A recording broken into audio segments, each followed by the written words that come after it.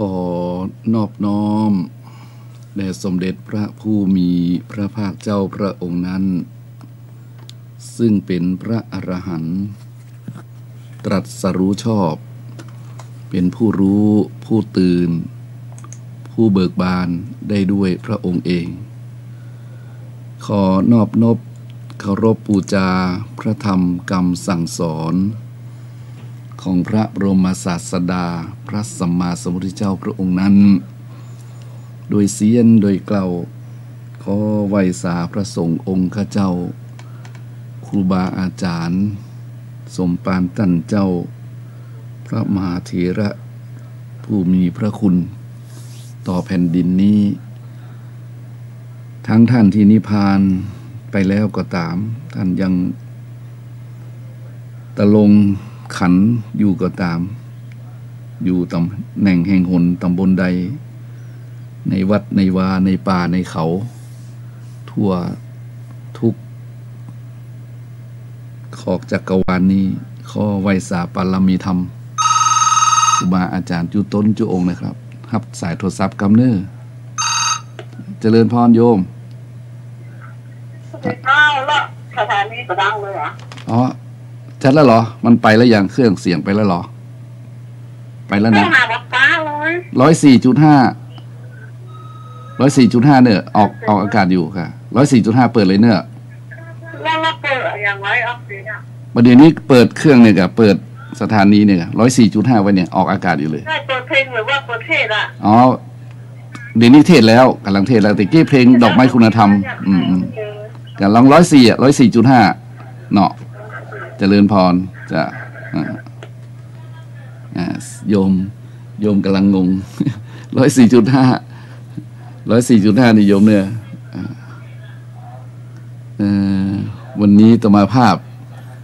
ก็สะดุดไปหน่อยก็ขอเจริญสุขสวัสดีกับญาติโยมทั้งหลายกันแล้วกันวันนี้ตมาภาพพระครูพัชชัยคุณนะวันนี้นำเสียงธรรมจากวัดชัยสถานมามาจากกับญาติโยมเนาะญาติโยมสบายดีเด้อนะสบายดีก็สบายดีมีความสุขนะวันนี้ใครเอ่ยอ๋อตอนนี้คุณโยมมารออยู่ที่หน้ากุฏิกันเนอตอนนี้เข้ารายการวิทยุอยู่เข้ารายการอยู่กำลังจัดรายการเนาะเดี๋ยวสักกำหนึ่งสักบ่าย3พุทธโยมถ้ามาจะมีพระมาเปลี่ยนนะแล้วก็3 โมงบ่ายขึ้นไปว่างแล้วก็เดี๋ยว4 โมงมาจัดร่วมกันอีกทีหนึ่งกับท่านพระครูสิริอมราภิรัตน์วันนี้อยู่คุณโยมช่างใหญ่คุณดอกแก้วกับมาหานะเดี๋ยวนะครับสายกันเนี่ยสะดุดสะดัดเจริญพรว่าใดโยมมันบดังเหรอใช่ประเดี๋ยวถ้าเทศอาจจะได้ยินเนาะได้ยินค่ะเปิดเลยค่ะประเดี๋ยวนี้เปิดแล้วนะออกไปแล้วนะเสียงออกอากาศแล้ว104.5กับหมุนไปแม่ลิมนี่ยังไม่ได้ยินแม้แต่น้อยเดียวแม่ลิมมาได้ยินแม้แต่น้อยเดียวกะเนี่ยแม่ลิมอยู่แถวไหนเอ่ยแถวไหนโยมอยู่แถวไหนแม่ลิมนี่อยู่หลังวัดเอาเสาขึ้นไปหน่อยเป็นโทรศัพท์เป็นวิทยุอย่างใดวิทยุมีเสาเจ้ามีเจ้าจ้ะลองหมุนขึ้นพอได้มันใกล้ๆแล้วมันมินๆได้โยมเนี่ยเนาะวิทยุสมัยเก่าหน้าไม่เก่าแล้วน่ะวิทยุมันเดินได้บอกมีเจ้ากะอ๋ออาตมาคนโบราณนะรายการสดเป็นอีเนี่ยเอาเนาะเอ๊ะจ้าเดี๋ยวเทศคงได้ยินเนาะจ้าเดี๋ยวลองเลื่อนเดี๋ยวลองปรับดูเนาะหรือบ้านก็ได้ยินกับแต่ว่าไม่มีบุญไม่เปิดโทรศัพท์ดิเปิดโทรศัพท์ก็ได้หรอคือ104.5เอา small talk เปิดวิทยุอ่ะเป็นไหมไม่จะฟังวิทยุอ๋อลองดูดิหมุนขึ้นดูดิลองหมุนขึ้นดูเนี่ยโอเคจ้ะ FM นะ104.5จ้ะวันนี้มันเป็นแสดงว่าวันนี้โยมสนใจฟังกันอยู่แต่บางครั้งซุ่มเงียบกันเลยอาตมาเองก็บอกว่าโยมฟังหรือไม่เนี่ยแต่วันนี้นะโยมโทรมาก่อนอาตมากำลังขึ้นรายการแล้วไปถึงไหนแล้วเนี่ยไปถึงไหนแล้วอ๋อไปถึงว่าวันนี้อาตมาภาพพระครูพัชยคุณวัดชัยสถานตำบลสันเปรมดอยสะเก็ดวัดป่าเซาน้อยได้มารับใช้คณะสงฆ์ครูบาอาจารย์ที่สถานีวิทยุคลื่นพระพุทธศาสนาและสังคมวัดฝายหิน104.5ที่นี่ แ ะกี้ก็ไว้นอบนบเคารพบูชา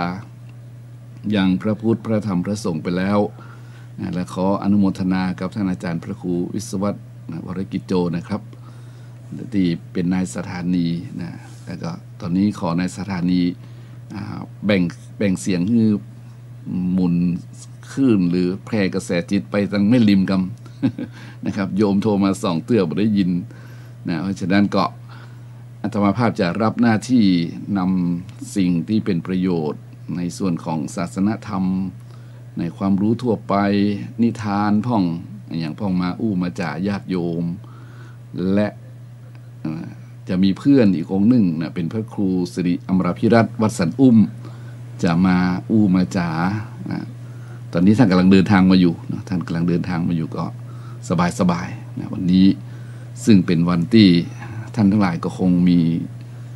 ความรู้สึกแบบแตกต่างจากอาตมาเท่าไรนักนะเพราะว่าเราอยู่ร่วมเรือลำเดียวกันนะเราอยู่ร่วมโลกกันเนาะเราอยู่เรียกว่าอย่างที่มันคล้ายๆกันนะโยมทั้งที่ต่างคนก็ต่างมานะเรามากันคนละเวลาเรามาสู่โลกนี้คนละเวลาญาติโยมไหนแน่นอนที่สุดเวลาอย่าไปก็ต้องไปคนละเวลาแต่เราก็สามารถจะได้ยืนยันได้ 100% ว่าเราจะไปคนละเวลาหรือไม่อย่างไรเพราะบางครั้งเราก็เห็นว่าเพื่อนก็ไปพร้อมกันนะอันนี้ก็มีให้เห็นนะเพราะฉะนั้นมันเป็นเรื่องของเรียกว่าอนิจจังนะข้างหน้าแต่ที่ผ่านมานั้นยืนยันได้เลยว่าเราต่างคนต่างมาโยมจ้านะที่แล้วมานี้เราต่างคนต่างมายืนยันได้แน่นอนที่สุดชัวร์เลยนี่แต่อนาคตนี่ไม่แน่ใจว่าต่างคนจะต่างไปในเวลาพร้อมกันหรือไม่เพราะนี้แล้วแต่เพราะว่าบุพกรรมเนี่ยบุพกรรมหรือบุพเพสันนิวาสนี่โยมที่มันกำลังดังอยู่เนี่ย ที่มันดังเพราะมันมีจุดที่ทำให้ดังคนจริงบุพเพสันนิวาสเราคุ้นเคยกันอยู่บ่อยๆโยมเขาคุ้นเคยคำนี้บ่อยๆตั้งแต่เราเป็นหนุ่มเป็นสาวกันมาก็บอกว่าเนี่ยมันเป็นบุพเพสันนิวาสบุพเพสันนิวาสก็คือหูกันเลยเป็นบุพกรรมอันเก่านะแต่ก่อนที่เมื่ออาตมาเป็นละอ่อนนี่ไปเรียนหนังสือนี่และโยมเพื่อนเดียวกันชวนไปต่างบ้านเขานี่แล้วเขาไปบ่อยๆนะเขาไปบ้านเขาบ่อยๆที่เขาไปบ่อยๆนะเขาก็ไปหาเพื่อนชายพ่องเพื่อนหญิงพ่องซึ่งมันไม่ใช่เหมือนสมัยประเดี๋ยวนิยมสมัยแต่ก่อนนี้มันรู้สึกว่ามันแคบอะปั่นรถทีบมอเตอร์ไซค์ก็ถือว่าโอ้สุดยอดละแล้วมันก็แบบกว้างนี่ฮะที่เราไปบ้านไผ่ก็รู้จักจำไผ่ก็จำนะไผ่ไปบ่อยๆนี่เพิ่งก็จำนะจำไปบ่อยๆเพิ่งก็ถามว่านะไอ้น้อยเหรอบ่ล่างมาตายแถวนี้กล้าโยมอาตมากันเลยไอ้น้อยมาตายกล้าอีกมาตายกล้านะมาตายอาตมามาบริตายแล้วอาตมาไม่ได้เลี้ยงหมาเลยนะผมไม่ได้เลี้ยงหมาเลยอาตมาบอกคือโยมตอนนั้นเป็นเกาะไข้หัวเฮาไร้เดียงสาญาติโยมไรเพราะฉะนั้นเฮาอยู่ในโลกร่วมเดียวกันโลกนี้เราอยู่ด้วยกันในขณะที่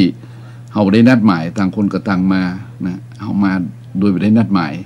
เพราะฉะนั้นเราเลยต่างวัยต่างฐานะต่างสภาพสเปดเนี่ยแต่แล้วเราก็มาอยู่ร่วมทุกข์ร่วมสุขกันนี่ญาติโยมแหละอันนี้แหละเป็นบุพกรรมที่เราทำร่วมกันมาตั้งแต่อดีตตอนใดเราก็บ่ฮู้นะแล้วจะอยู่ไปเมื่อใดเราก็บ่ฮู้เพราะฉะนั้นต่างคนก็ต่างมาอยู่ร่วมโลกเดียวกันนี้บางทีก็มีทุกข์บางทีก็มีสุขคละเคล้ากันไปบางทีก็มีเสียงร้องไห้บางทีก็มีเสียงหัวเราะนะบางทีก็ถูกเยาะเย้ยเหยียดหยัน บางทีก็ถูกยกย่องเชิดชูกันไปต่อมาว่ามันก็ดีฉะนั้นที่ถามโยมว่าโยมนะเป็นจะได้พ่อมีความสุขหรือไม่ก็คล้ายๆกันนะอาตมากับโยมคล้ายๆกันนะเพราะว่าเราอยู่ร่วมโลกเดียวกันและในสภาวะที่เดียวกันนะคนเราที่จะอยู่ด้วยกันได้ ญาติโยมหลายมันจะต้องมีอย่างที่คล้ายๆกันนะถ้าคนมีอย่างที่คล้ายๆกันนั้นจะอยู่กันยืนยาวนานพวกน่ะอยู่ยั้งยืนยงนะอยู่ยั้งยืนยงนะถ้าหากว่า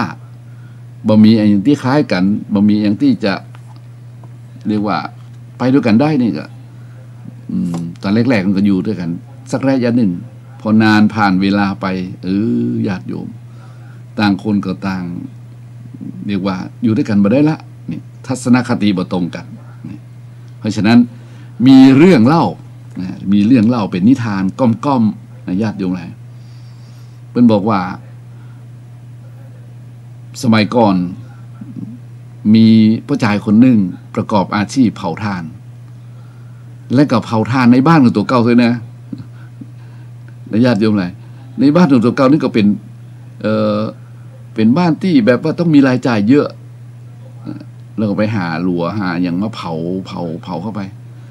คนเผาถ่านที่ประกอบอาชีพขายถ่านนี่แต่ก่อนมันมีกรรมขั้นกรรมหนึ่งเพื่อว่าขายถ่านกำไรมินเนี่ยขายถ่านนี้กำไรมินอันนี้มันเป็นคำที่อาตมาบอกเข้าใจสมัยก่อนก็บอกมินล้อเนาะได้กำไรกระสอบละ2 บาท3 บาท5 บาทแล้วเปิดกับใครหัวคือขายท่านกับให้มินนี่ก็คืออย่างโยมเนี่ยมันมินคือไอ้สีดำของท่านอ่ะมันท้องมินขมเมาเนาะขมเมาภาษาไทยว่าขมเมาเนี่ยห้องมินหม้อขายท่านกับให้มินก็คือมันจะเลอะมันจะดำมันจะสกปรกมือนี่ดำหมดเพราะฉะนั้นพ่อชายคนนี้มีอาชีพขายท่านเนี่ยซึ่งกับขายท่านโดยเผาท่านเนี่ยต่างหากนะในบ้านของตัวเก่าในเนี่ยมันมีเนื้อที่บริเวณเนี่ยซึ่งก็เขาลอกเขามอมอ่ะคนเผาถ่านเนี่ยมือดำวะเนี่ยกำไฮมินนั่นแหละนะกำไฮมินคือหน้าตาถึงดำมันไม่มีคนดำเกยไปช่วยเพื่อนขายทานอยู่เหมือนกันเมื่ออยู่มาอย่างนั้นยาวนานการใช้จ่ายก็มีมากมายนะในบ้านนั้นทั้งคนงานทั้งลูกน้องทั้งอย่างสะพะสะเพดเนี่ยเพิ่งก็เล่าว่าวันหนึ่งไอ้ป้าชายอาชีพเผาถ่านคนนี้ก็ได้ปะเปื้อนคนหนึ่งได้ไปเจอกันไปพบกับเปื้อนคนหนึ่งนะซึ่งก็เป็นคนที่รู้จักกันมาเมินแล้วครับแล้วมาเจอกันก็ดีใจชวนมาอยู่ตัวนะทีแรกเปื้อนก็จะมาละนะเปื้อนคนนี้ถามว่าเฮ้ยแล้วถ้าข้าไปอยู่ตัวนายบ้านนายประกอบอาชีพอย่างนายทำอย่างค้าขายอย่างนายมีอาชีพอย่างโอ้ข้าเผาทานในบ้านของข้าเลยพ่อใจคนขายผ้านี่บ่ได้หรอนายเล่นเผาทานข้าขายผ้ามันจะอยู่ด้วยกันได้อย่างใดเนาะเป็นไปบ่ได้นะเพื่อนเอ๋ยเพราะว่าผ้าของข้านี่ทุกชิ้นนี่นะมันต้องสะอาดบ่มีควันบ่มีละอองฝุ่นบ่มีมินบ่มีคราบดำปิวป้อนเข้าใส่ข้าจะใครไปอ่ะนะแต่เล่นไปอยู่กับบ้านนายนี่โอ้โหมันเป็นไปไม่ได้นะเป็นไปไม่ได้นะระหว่างนายกับฉันนี่อยู่ร่วมกันไม่ได้นะอาชีพต่างกันถึงแม้ว่าเขาจะฮักกันนะเพื่อนแต่เพื่อนก็ไปอยู่กับเพื่อนบ่ได้นะเพราะอาชีพต่างกันในญาติโยมหลายเรื่องนี้ก็จบ2 คนนี่บ่ได้ไปอยู่ด้วยกันสักคำสอนให้รู้ว่าคนที่คล้ายกันจึงอยู่ร่วมกันได้อย่างมีความสุขนะโยมชอบอะไรยังก็ชอบเหมือนกันอย่างแม้แต่อาหารการกินเนี่ยว่าถูกธาตุนี่ถูกธาตุถ้าคนเอากินคล้ายกันชอบคล้ายกันรสเปรี้ยวหวานเค็มมันเผ็ดอย่างนี้ชอบคล้ายๆกันนี่เพิ่งจะอยู่ด้วยกันยังมีความสุขนะโยมแต่คนหนึ่งชอบไปอย่างนึงคนหนึ่งชอบไปอย่างนึงไม่ได้ละอย่างเรื่องที่เล่าให้ฟังเลยเนี่ยถ้ามันชอบเหมือนกันหรือชอบเหมือนกันนะแต่อาชีพเหมือนกันถึงแม้ว่าจะเป็นบุพเพสันนิวาสคนที่สูตรมามันก็บ่สามารถจะอยู่ด้วยกันได้เหมือนเพราะฉะนั้นพระจงบอกว่าเรื่องนี้มันบอกจงสร้างศรัทธาให้เสมอกันไงมีความเชื่อที่เสมอกันคนที่มีศรัทธาต่างกันคนที่มีศรัทธาต่างกันโยมบางคนชอบไปวัดบางคนชอบไป ไปบ่อนนี่เนาะตรงๆมันหันชัดคนชอบไปวัดกับคนชอบไปบ่อนเนี่ยยากนักนะที่จะมีทัศนคติสอดคล้องและอยู่ร่วมกันได้ญาติโยมทั้งหลายแต่เรื่องนี้มันก็มันแน่มันเคยมีเรื่องเพิ่นเล่าไว้ว่ามีผู้หญิงคนหนึ่งนะซึ่งเป็นผู้หญิงที่เข้าใจธรรมได้เป็นโสดาบันบุคคลคือเป็นโสดาบันบุคคลคือเป็นเนี่ยบุคคลมี4ประเภทที่ชั้นสูงในพระพุทธศาสนาเนี่ย8จำพวก4ประเภท8จำพวกนี้ขั้นต่ำสุดคือโสดาบันนะโยมเนี่ยไม่ยิงคนนี้ผู้หญิงคนนี้ได้ฟังเทศฟังธรรมเมื่อแต่น้อยแล้วสามารถแยกแยะอย่างได้นะเข้าใจธรรมดวงตาหันธรรมนะรู้ว่าอย่างเป็นอย่างได้เป็นคนชั้นโสดาบันบุคคลแต่สามีของโยมผู้หญิงคนนี้นะประกอบอาชีพที่ต่างกันอย่างลิบลับเพราะใครก็รู้ว่าน้องคนนี้เข้าวัดปฏิบัติธรรมชอบนี่แล้วก็อยู่กันมายังบ่มีตักไม่มีเสียงนะครอบครัวนี่ก็ไปอาชีพไปอยู่อย่างนั้นไปแต่อาชีพของสามีนี้เป็นอาชีพที่ค่อนข้างจะทารุณสัตว์นะคืออาชีพพรานป่าเป็นว่าเล่าว่าพรานป่าสมัยแต่ก่อนนั้นก็อาวุธของเขาก็คือพวกดาบมีดหอกคันธนูลูกธนูหรอกเท่านั้นหรือกระบวงตะข่ายเนี่ยเป็นเครื่องจับสัตว์ดักสัตว์ทั้งหลายเท่านั้นไม่มีอย่างอื่นเลยในทีนี้เครื่องมือเหล่านี้เวลาจะเข้าป่าต้องมีคนเกียมและเวลาออกจากป่ามาต้องมีคนเก็บนี่โยมและคนที่เกียมคนที่เก็บก็คือผู้หญิงคนนี้ไงไม่หญิงคนนี้นะไม่หญิงคนที่มีดวงตาเห็นธรรมโสดาบันบุคคลเนี่ยทีนี้มันก็อยู่กันมาอย่างยาวนานวันหนึ่งเพิ่นก็บอกว่าเจ้าบ้านสงสัยมันอย่างใดเนี่ยสามีภรรยาคู่นี้นะด้วยอาชีพอย่างนี้ยังอยู่ได้อดสงสัยว่าไปถามภรรยาเนี่ยถามอีน้องคนนี้ปีคนนี้หมู่เฮาทั้งหลายก็แปลกใจเธอเนี่ยเข้าวัดเข้าวาปฏิบัติธรรมนะเธอเนี่ยเป็นคนดีคนงามรักษาศีลแต่เธอมีสามีเป็นพรานป่าเนี่ยชาวบ้านเจ้าจองเพื่อเห็นบางครั้งเธอก็เตรียมเครื่องประหารทั้งหลายมาเครื่องประหารมีทั้งลูกธนูคันธนูตลอดจนถึงบ่วงแห้วอย่างต่างๆเตรียมมือสามีที่จะไปล่าสัตว์ในป่าแล้วมันแบบมีความรู้สึกขัดแย้งว่าเธอทำบาปกานี่เธอทำบาปหรือไม่นี่นี่ก็แสดงว่าที่เธอปฏิบัติธรรมมันก็บ่ใจประมาณนี้เรื่องเพิ่งกับเล่าว่าแม่หญิงคนนั้นก็ตอบว่าดูก่อนพี่น้องทั้งหลายเฮ้ยฉันทำทั้งหมดทั้งปวงเนี่ยตามหน้าที่นะฉันทำหน้าที่ของภรรยาฉันเตรียมเนี่ยอุปกรณ์เนี่ยทั้งหมดทั้งปวงเนี่ยไปให้สามีส่วนเขาจะเอาไปทำอะไรฉันไม่สนใจโหมันเป็นคำที่ญาติโยมไหนเปิ้ลจะเอาไปทำอย่างข้าบอกหูเรื่องแต่หูเรื่องเลยว่าข้าทำหน้าที่ของภรรยาภรรยามีหน้าที่ต้องช่วยสามีต้องทำรับใช้สามีต้องดูแลอย่างต่างๆฉันก็ทำหน้าที่ของฉันคิดอย่างเดียวนะพี่น้องทั้งหลายข้าเจ้าคิดอย่างนี้ทำตามหน้าที่ญาติโยมหลายเรื่องนี้สอนอะไรอย่างนี้เรื่องนี้สอนลึกนะโยมภรรยาผู้เป็นโสดาบันบุคคลได้สามีเป็นพรานป่าล่าเนื้ออาชีพขายเนื้อเนี่ยญาติโยมส่วนภรรยาเป็นผู้ดวงตาเห็นธรรมนี่แสดงเห็นว่าบางครั้งบางอย่างบางสิ่งเราต้องแยกแยะนะแยกแยะระหว่างหน้าที่กับสิ่งที่เราดำรงชีวิตอยู่เนี่ยถ้าเราแยกแยะได้นี่เราจะสบายและถ้าเราบ่ก้าวก่ายหน้าที่ของกันและกันเนี่ยเหมือนกับหลวงพ่อพุทธทาส เตดก่อนที่อาตมาจะเข้ามาสู่รายการอาตมาฟังหลวงพ่อพุทธทาสอยู่นะโยมฟังจนเพลินเพราะอาตมาชอบเรื่องที่หลวงพ่อเปิ้นเทศหลวงพ่อพุทธทาสเปิ้นเทศธรรมะคือหน้าที่หน้าที่คือธรรมะปฏิบัติธรรมคือปฏิบัติหน้าที่เฮาอยู่ดีสบายกันเฮาบ่ก้าวกายข้ามกันต่างคนก็ต่างทำหน้าที่ของกันและกันเรื่องโยมอุปมาเหมือนในถนนรถแต่ละคันโอ้โหมากมายความเร็วสูงวุ่นวายทำไมไม่มีอันตรายชนระเบิดเถิดเถิงก็เพราะว่าทุกคนก็ไปตามลายไปตามเส้นทางไปตามช่องของมันเคารพกฎกติกาอุปมานี้ฉันใด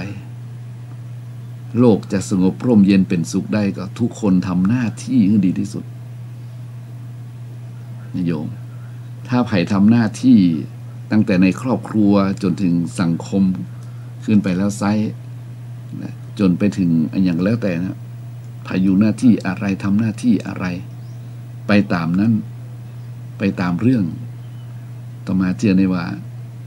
สังคมที่เราอยู่นี้จะอยู่ม่วนจัดนักนะถ้าคนทุกคนทำหน้าที่คนที่คล้ายกันอยู่ร่วมกันอยู่อย่างมีความสุขได้เพราะต่างคนก็ต่างทำหน้าที่ของกันและกันบ่ก้าวไก่นะบ่ล้วงลูกเนี่ยเพิ่นใจคำมันนี่ว่าบ่ล้วงลูกนะทุกคนมีหน้าที่อย่างใดก็ทำเพราะฉะนั้นท่านทั้งหลายคนเฮานั้นอยู่เย็นเป็นสุข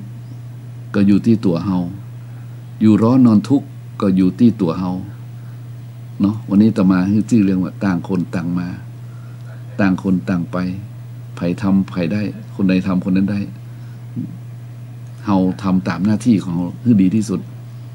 หน้าที่ของคุณมีอะไรหน้าที่ของเรามีอะไรนะต่างคนก็ต่างทำไปมันตึงประโจนกันโยม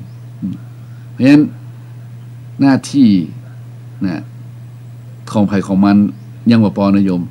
ต้องทำหน้าที่นั้นอย่างสุจริตหน้าที่สุจริตนี่สำคัญหน้าที่สุจริตนี่แหละนะเป็นหน้าที่ที่น่าชื่นชมหน้าที่สุจริตนะเป็นหน้าที่ที่ชื่นชมคนนิยมยกย่องหน้าที่ที่สุจริตคือหน้าที่ที่ดีที่สุดเพราะฉะนั้นใครก็ตามถ้านำทำหน้าที่ของตัวเองด้วยความสุจริตซื่อสัตย์นะแน่นอนที่สุดคนนั้นก็จะได้ชื่อว่า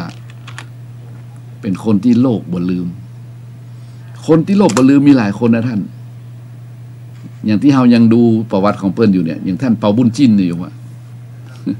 เปาบุญจิ้นท่านเปานี่ท่านเปาแห่งสารไคฟงนี่อยู่ว่าท่านเปาแห่งสารไคฟงนี่ไม่ใช่ธรรมดามีคดีหลายๆคดีที่ซับซ้อนเนี่ยซ่อนเงื่อนเขาดูแล้วนักใจแทนนะบางทีอาตมาก็ชอบดูนะดูเปาบุญจิ้นดูคุณธรรมของท่านสารไคฟงนี่ดังเมื่อโยมงั้นท่านเปานี่บางทีเทวดามาช่วยนะท่านบางทีบางครั้งอันนี้จะมาช่วยท่านเปาเนี่ยคดีนี้มันหูแยบยลเหลือเกินปรากฏว่ามีเทวดามาช่วยเนี่ยมีเทวดามาช่วยแสดงว่าคุณธรรมคือความซื่อสัตย์สุจริตของท่านเปานี้สะเทือนไปถึงเทวดาที่เป็นสัมมาทิฏฐิเลยมาช่วยไงตัวช่วยในทางพระพุทธศาสนาเขาก็มีนะถ้าเขาสังเกตดูโยมถ้าพระโพธิสัตว์มาบำเพ็ญเพื่อที่จะตรัสรู้เป็นพระสัมมาสัมพุทธเจ้าคราวครั้งใดที่พระโพธิสัตว์ตกระกรรมลำบากมีแล้วตัวช่วยมาแล้วเพราะว่าพระโพธิสัตว์ตกระกรรมลำบากนี้ถ้าหากว่าบ่มีตัวช่วยจะถึงขั้นพินาศหรือตายไปมันก็บ่ใช่คนที่มาช่วยก็คือไผ่ท้าวสักกะเทวราชมาแล้วพระอินทร์มานั่นแสดงว่าพระอินทร์เนี่ยเพิ่นสมมุติขึ้นมาหรือเป็นจริงอะไรท่านทั้งหลายไปศึกษาคนเดียวเรื่องนี้มันเป็นอจินไตย พระอินทร์ท้าวสักกะเทวราชนั่งอยู่เฉยๆเอ้าพระที่นั่งขององค์อินทร์อมราชที่เกยอ่อนนุ่มเย็นสบายกลับกลายเป็นร้อนแข่งกระด้างขึ้นมาอ่ะเป็นอะไรพระโพธิสัตว์เป็นทุกข์อยู่ที่ไหนทำอะไรพระอินทร์ก็เล็งด้วยตาเท้าสหัสเนตรเนี่ยนะศาสนัยตาเป็นพันนิยมส่องมาพอเลยอ๋อตอนนี้บ่ได้การแล้วเนี่ยตอนนี้พระโพธิสัตว์เจ้าพระเวสสันตละยกพระเวสสันดรโอ้นี่อย่างน่ะนี่อย่างน่ะอ๋อพระเวสสันดรได้ฮือตาลกันหาชาลีไปแล้วบัดเดี๋ยวนี้พระเวสสันดรอยู่สององค์กับนางมัตสีต่อไปเกิดมีคนอปรีจันไรนะใจหยาบบาปช้าเกิดต้องการนางมัตสีขึ้นมาเกิดจะทำร้ายนะซึ่งสององค์หน่อเนื้อเชื่อกษัตริย์นี้พระอินทร์ท้าวสักกะเทวราชก็เลยบัดสามารถจะประทับนั่งได้อย่างดีบนที่นอนอันสุขีที่นั่งอันสุขีของพระอินทร์นั้นก็เลยต้องเสด็จลงมาเนี่ยเห็นไหมมาช่วยมาคัดมาขวางเพื่อให้มาขอพระนางมัตสีโดยเนรมิตเป็นพราหมณ์เป็นเนรมิตเป็นพราหมณ์แก่ขึ้นมาขวางไว้นะขอไว้ก่อนนิยมเล่าตรงนี้นะอันนี้คือแสดงว่าการปฏิบัติหน้าที่อย่างซื่อสัตย์สุจริตเหมือนกับของท่านเปาก็ดีนะท่านพระเวสสันดรก็ดีนี่ไม่ใช่หมายความว่าเอามาเปรียบเทียบมาเสมอกันไม่ใช่นะหมายว่ามันคล้ายๆกันว่าเนี่ยจะมีเทวดามาช่วยเนี่ยเทวดามาช่วยเนี่ยพระโพธิสัตว์นี่ก็ทำมาอย่างไปลำบากมากภัยบาเห็นแล้วคนภาษามาช่วยพระอินทร์มาท่านเปานะซึ่งเป็นหัวหน้าศาลไคฟงเนี่ย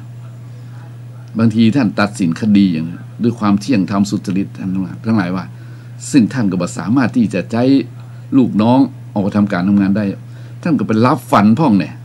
เทวดามาเข้านิมิตนี่แหละเพื่อนึกว่าคนดีตกน้ำบ่ไหลนะตกน้ำบ่ไหลหมายว่าจะมีคนมาช่วยเหลือเอื้อเฟื้อเพราะฉะนั้นขอมั่นคงในหน้าที่ที่ซื่อสัตย์สุจริตใครก็ตามถ้าทำหน้าที่อย่างซื่อสัตย์สุจริตนั้นคนนั้นมีความสุขนะญาติโยมนะเพราะฉะนั้นเฮาท่านทั้งหลายเนาะเฮาอยู่กันทุกวันนี้เฮาลองพิจารณาดูรอบตัวรอบบ้านรอบด้วยข่าวสารนั่นทั้งหลายจะมาก็ดูนะที่มันเดือดร้อนวุ่นวายกันนี่ก็เพราะว่ามันทำหน้าที่โดยซื่อสัตย์สุจริตส่วนหนึ่งแหละก็มีส่วนด้วยล่ะหน้าที่แบบซื่อสัตย์สุจริตด้วยว่ามาทำหน้าที่แบบซื่อสัตย์สุจริตโมไม่ได้บริว่าภัยหมายความว่าลองมองไกลๆมองกว้างๆทั้งโลกนี่เลยนะทั้งโลกนี่เลยนะอย่างตะวันซืนนี่อย่างคดีดังๆเนี่ยมันมีธรรมะมาสอนเดี๋ยวเราที่นายตำรวจเปิ้นคดีเรื่องหวยเนี่ยนะแล้วเปิ้นก็มาอย่างออกข่าววุ่นวายแต่มีประโยคหนึ่งที่ตำรวจท่านนั้นเปิ้นบอกว่าเนี่ยกระดุมมันกลัดผิดนะถ้าเม็ดบนมันกลัดเปิ้นบอกว่าเม็ดมันแหลกนะเปิ้นว่าเม็ดบนนายตำรวจใหญ่ว่ากระดุมกับตอมเนี่ยกลัดผิดนะกระดุมเม็ดแรกมันกลัดผิดเม็ดบนมันกลัดผิดมันก็ต้องผิดเป็นแถบไปหมดนั่นก็โยมเห็นชัดเลยนะซึ่งมาฟังนายทหารนายตำรวจคนนี้เพิ่งก็อู้ธรรมะแล้วนะเนี่ยถ้าซื่อสัตย์สุจริตมันก็ต้องกระดุมมันต้องแม่งก็โยมต้องกระดุมมันต้องกู้ใดกู้นั้นนะพอกลัดกระดุมถูกต้องเม็ดแรกกู้แรกมันก็บังคับทุกเม็ดมันลงลอกหมดอันว่าความซื่อสัตย์สุจริตก็เช่นเดียวกันอันว่าความซื่อสัตย์สุจริตก็เช่นเดียวกันท่านทั้งหลายถ้ามันตั้งแต่ต้นมานะแน่นอนที่สุดตั้งห่างตั้งกลางตั้งปลายนี่แน่นอนมันก็ต้องตรงแนวนี่นะดังนั้นพระธรรมคำสอนหรือว่าอุดมการณ์ข้อคิดภาษิตทั้งหลายเมืองไทยนี่มีมากมายเพราะเมืองไทยนี้รับอิทธิพลของคำสอนได้หมดถึงฝรั่งถึงจีนถึงอินเดียนะแต่ทำไมตอนนี้เฮาเพลียเหลือเกินก็เพราะว่าเฮาบ่นำพุทธภาษิตมาใจบ่นำข้อคิดมาปฏิบัติ เฮาบ่มีอุดมการณ์หรือเฮาย่อนอุดมการณ์ไป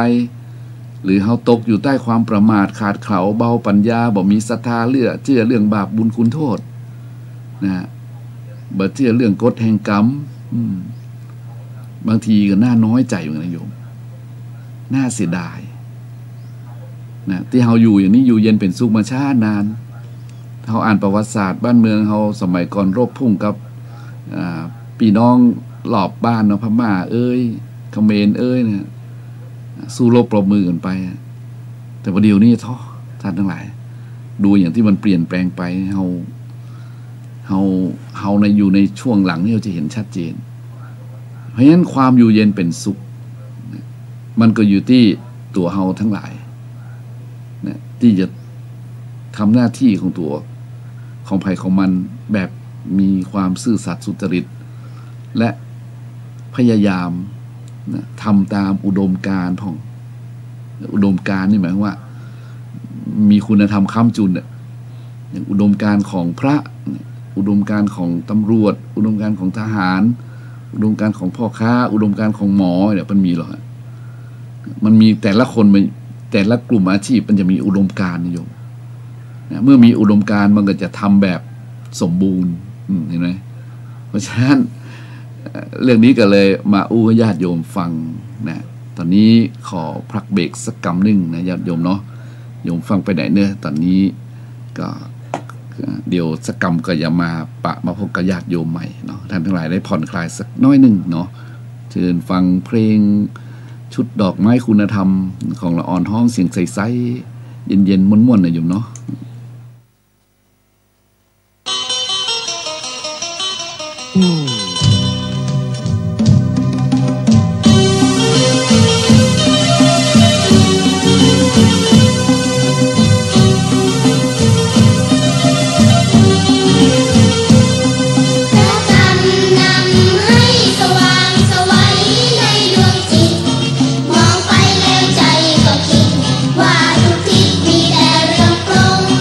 ทุกคนเกิดแก่เจ็บตายที่วายจะต้องเสื่อมล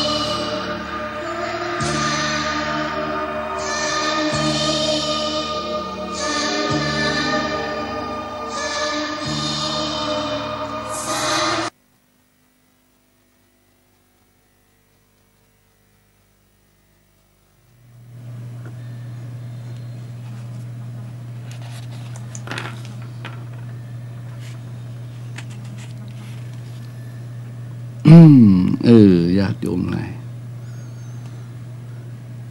ความความเมตตาช่างมีค่าแก่มนุษย์สุดกล่าวสรรอยู่เป็นหมู่คู่เคียงไม่เถียงกันร่วมสังสรรค์ประกอบกรรมแต่ความดีจะต่างชาติศาสนาบรรดาศักดิ์ผูกสมัครรักกันฉันน้องพี่จะยากจนเข็นใจเยื่อใยมีมิตรไมตรียังยึดมั่นสุขสันต์ธรรมบรรณาการมงคลชีวิตประสิทธิพรคำกลอนสอนใจของหลวงปู่พุทธพจน์เมื่อดำรงศักดิ์เป็นพระวินัยโกศลญาติโยมสิ่งที่เราอยู่ร่วมกันอย่างหนึ่งก็คือต้องมีเมตตานะความเมตตานั้นเป็นเรื่องที่ใหญ่ถ้าใจของคนแต่ละคนในสังคมทั้งผู้รักผู้ใหญ่ผู้น้อยผู้หนุ่มผู้สาวผู้แก่ผู้เฒ่านะผู้มีผู้จนผู้คนทั้งหลายนะใจมีเมตตาเพิ่นก็บอกว่าเขาก็จะคิดด้วยเมตตาเขาก็จะอู้ด้วยเมตตาและเขาก็จะทำอะไรด้วยเมตตากายกรรมวจีกรรมมโนกรรมอันประกอบไปด้วยเมตตานั้นเป็นสิ่งที่นำมาซึ่งความเย็นในสังคมอย่างแท้จริงฟังแถมกรรมหนึ่งความความเมตตาช่างมีค่าแก่มนุษย์สุดกล่าวสรรอยู่เป็นหมู่คู่เคียงไม่เถียงกันร่วมสังสรรค์ประกอบกรรมแต่ความดีจะต่างชาติศาสนาบรรดาศักดิ์ผูกสมัครรักกันฉันน้องพี่จะยากจนเข็นใจเยื่อใยมีมิตรไมตรียังยึดมั่นสุขสันต์เห็นไหมสุดยอดนิยมสุดยอดจริงๆนะในยุคนี้เราขาดอะไรนะถามตัวเก่าอาตมาถามโยมไผ่ตอบได้ตอบมาเลยนะถ้าไผ่ตอบได้ต่อมาก็จะมีรางวัลว่าสาธุว่าในยุคนี้คนเราขาดอะไรโยม อย่าบอกว่าขาดเงินนะอย่าตอบว่าขาดความรักนะโยมไผ่หูฟังยุคนี้คนเฮาขาดอะไรอย่างโยมว่าอ้าวคุณดีตอบมายุคนี้คนเราขาดอะไรหนูรู้ไหมยุคนี้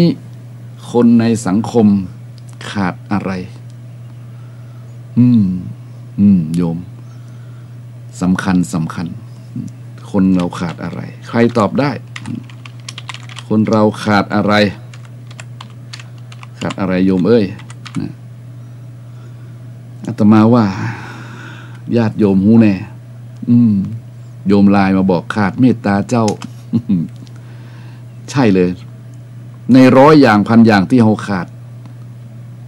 แล้วก็ตะล่อมเข้ามาร่อนเข้ามาจนที่สุดเราก็ขาดธรรมเนี่ยธรรมะอย่างหนึ่งที่เราขาดกันคือธรรมะเมตตาโยมเพราะฉะนั้นเรื่องนี้นะจึงต้องบอกให้ทุกคนรู้ว่าถ้าโรคขาดเมตตาเมื่อใดคนไร้ซึ่งเมตตาเมื่อใดเมื่อนั้นโลกก็จะเดือดร้อนวุ่นวายฉะนั้นท่านจึงบอกว่าเมตตาธรรมเป็นเครื่องค้ำจุนโลกธรรมะจงกลับมาเมตตากลับมาโลกจะร่มเย็นโลกจะเป็นสุขหายใจเข้าลึกๆโยมทั้งหลายนะตั้งสติให้ดีๆเฮาต่างคนต่างมาใช่ไหมต่างคนก็ต่างอยู่ใช่ไหมและที่สุดท้ายก็ต่างคนก็ต่างไปใช่ไหมไผ่ทำอะไรคนนั้นก็จะได้รับสิ่งนั้นใช่ไหมเพราะฉะนั้น ญาติโยมคนเรานั้นถ้าบ่ไร้เมตตานะอาตมาเชื่อว่าโลกนี้จะน่าอยู่ น่าอยู่จัดนักเลยนอกจาก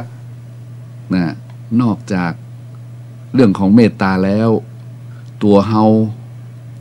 ตัวเฮาคือตัวเฮาเนี่ยก็จะต้องรู้จักตัวเองว่าควรจะทำอะไรที่เหมาะสมกลมกลืนกับตัวเก่าอยู่ตรงไหนอยู่ที่ไหนอยู่อย่างไรก็ขอให้ทำให้เหมาะสมกับตัวเต้าอันมีเรื่องเล่ามีนิทานเรื่องหนึ่งโยมนะนิทานเรื่องนี้เปิ้นก็บอกว่าเป็นเรื่องของเจ้าลานะเจ้าลา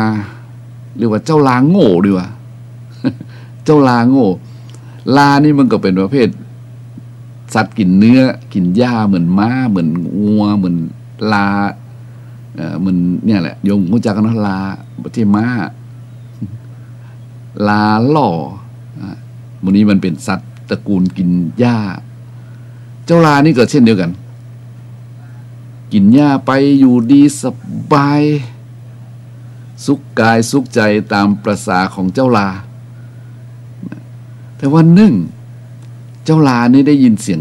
เป็นบอกว่าเสียงจิ้งหรีดร้องกรีดอยู่มันไปกินหญ้าเสียงจิ้งหรีดนี่มันเพราะมันสะเดาะมันเข้าถึงใจเนี่ยมันเข้าถึงใจเลยมันเข้าทำให้เจ้าลานี่เคลิบเคลิ้มลงไหลกับเสียงจิ้งหรีดเสียงจิ้งหรีดโอ้โหเนี่ยไพเราะเพราะพิงและทำให้เจ้าลานี่คิดอยากจะส่งเสียงร้องเพราะเสียงลานี่มันตึงแบบม่วนหรอเสียงแหบลานี่จะพยายามจะทำเสียงร้องหรือพยายามจะทำอย่างเดียวกับจิ้งหรีดนะร้องกรีดกรีดนะฮะวันหนึ่งเจ้าลาอดทนบ่ได้เจ้าลานี่ก็เลยเดินเข้าไปถามตั๊กแตนหรือจิ้งหรีดนี่ว่าไอ้จักจิ้งหรีดกำลังจัดรายการวิทยุอยู่นะโยมฟังเทศไปด้วยนะ กำลังฟังเทศอยู่นะเดี๋ยวโทรกลับเนอะเจ้าลาไปถามเจ้าจิ้งหรีดน้อยเจ้ายังมีเสียงไพเราะเพราะพิงนักหนาข้าชอบเสียงเจ้าก็ลงเสียงเจ้าคำว่าลงเสียงเจ้านี่แหละลงเสียงเจ้านาง ส่วนเจ้าจิ้งหรีดหยุดแล้วกับเงยหน้าขึ้นส่องสายตาอันแป๋วแหววไปหาเจ้าลาแล้วก็บอกว่าโอ้พี่ลาที่เสียงข้าไพเราะเพราะพริ้งเช่นนี้นะข้าในกินน้ำค้างนะสิข้ากินน้ำค้างเป็นอาหารเพิ่นบอกว่าเจ้าลามันหลงงมงายขนาดนั้นได้ยินว่าเจ้าจิ้งหรีดที่ร้องไพเราะเพราะเพลงนี้กินน้ำค้างเป็นอาหารเจ้าลามันก็อยากจะมีเสียงไพเราะเพราะเพลงอย่างนั้นมันจึงตั้งปณิธานอันแน่วแน่ว่าตั้งแต่นี้ไปข้าจะกินแต่น้ำค้างเป็นอาหารเท่านั้นโยมเมื่อเป็นจะอั้นเจ้าลาก็กินแต่น้ำค้างไม่ยอมกินหญ้าปกตินี่กินหญ้าหวบกับน้ำค้างมาโยมลิ้นมันจะตวัดตึงน้ำค้างตึงหญ้าเข้าไปตัวแต่นี่มันบอกมันได้ยินเนี่ยมันได้ยินจิ้งหรีดบอกว่าที่เสียงเพราะกินน้ำค้างมันก็เลยเอาได้ตั้งแต่นี้ไปจะกินแต่น้ำค้างก็ค้างบนยอดหญ้าแต่เจ้าลานี่ก็บ่กินนะเจ้าลานี่ไม่ต้องกินเพราะป้าตั้งปณิธานไว้แล้วอยากจะเสียงไพเราะเพราะพริ้งเหมือนเจ้าจิ้งหรีดน้อยแทนที่จะกินหญ้าเป็นอาหารไปกิน ไปเลียกิน น้ำค้าง บนยอดหญ้าวันเวลาผ่านไป2 วัน3 วันน้ำหนักลดหลายกิโลหิวไปยอมกินใจมันเด็ดมากไปยอมกินหญ้ากินแต่น้ำค้างเลียกินน้ำค้างเพราะว่าต้องการอย่ามีเสียงไพเราะอย่างเจ้าจิ้งหรีดเป็นว่าอดน้ำได้7 วันอดข้าวได้3 วัน5-6 วันเท่านั้นเจ้าลาบักกับตัวบักกับใจไม่ยอมกินหญ้ากินแต่น้ำค้างบนยอดหญ้า ที่สุดเจ้าลาก็ตายนิทานก็จบญาติโยมทั้งหลายนิทานเรื่องนี้สอนให้รู้ว่าอย่างโยมว่าเนี่ยเพิ่นบอกไว้ต้องทำอะไรที่มันเหมาะสมกับตัวเท่านั้นจึงจะเป็นคนอยู่เย็นเป็นสุขถ้ามันเหมาะมันต่างขวดต่างฝาต่างฝาต่างขวด ขวดนี่นะถ้ามันมีฝาโยมมันจะมีไซส์ของมันมีขนาดของมันบางทีก็มียี่ห้อของมันมีหมายเลขของมัน ถ้าขวดใดถ้าลองไปปิดฝาผิดขวดโยมที่เป็นว่าผิดฝาผิดตัวนะญาติโยมเสียหายนะเพราะฉะนั้นเรื่องเจ้าลากินแต่น้ำค้างญาติโยมลองคิดดูให้ดีมันซ่อนอะไรไว้มากมายลามันต้องกินหญ้าไม่ใช่กินแต่น้ำค้างเพราะฉะนั้นเราต้องรู้จักภาวะเนี่ยธรรมะเป็นสอนอย่างนั้นท่านทั้งหลายถึงวันนี้บางทีบางครั้งเนี่ยเราก็จะเห็นว่าเนาะมันไม่ใช่เมื่อมันไม่ใช่แต่คุณยังหลงไหลมันอยู่คิดดูไปนี่บางทีก็เหมือนเจ้าลายแล้วก็นะเมื่อไม่ใช่ก็อย่าฝืนไปเพิ่นว่าเมื่อไม่ใช่ก็อย่าฝืนไปจิ้งจกทักเพิ่นยังหยุดชะงักฟังไม่หรออันนี้คนทักยิ่งเป็นพระเป็นทรงเป็นองค์ข้าเจ้าทักทายโยมหยุดซะนะเนี่ยเลิกซะนะวางซะนะปล่อยซะบ้างเนี่ยถ้าเกิดกุศลจิตคิดได้ที่พระท่านเตือนพระท่านบอกผู้รู้ท่านบอกแสดงว่าเปิ้นห่วงเราเปิ้นเอ็นดูเราเปิ้นสงสารเราเปิ้นจักสงเคราะห์เราเฮาก็หยุดยั้งวางไม้วางมือเฮาก็เดินทางที่บอกเลยอะทางที่ประกอบไปด้วยเส้นทางแห่งความซื่อสัตย์สุจริตและเส้นทางที่เต็มไปด้วยเมตตา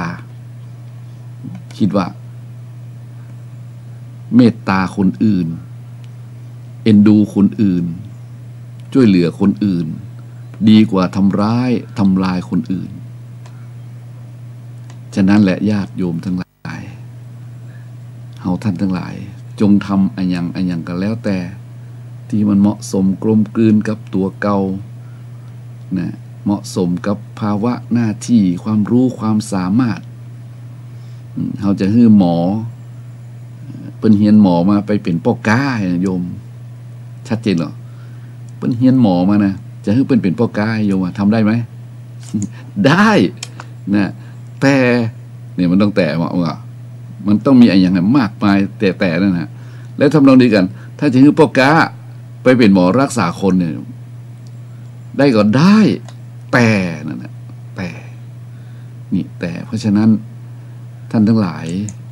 เพิ่นบอกว่ากรรมชั่วเป็นดังกำแพงกั้นขวางทางบุญกำแพงที่กั้นขวางทางบุญคือการกระทำที่ชั่วมันน่ากลัวมากนะน่ากลัวมากนั่นงั้น ถ้ามันมีไอ้มาขวางบุญนะโยมบางทีบางท่านอาจจะเข้าใจหรือว่าคิดผิดว่าเป็นยังเขามีกำลังเขามีอำนาจเขามีสปะ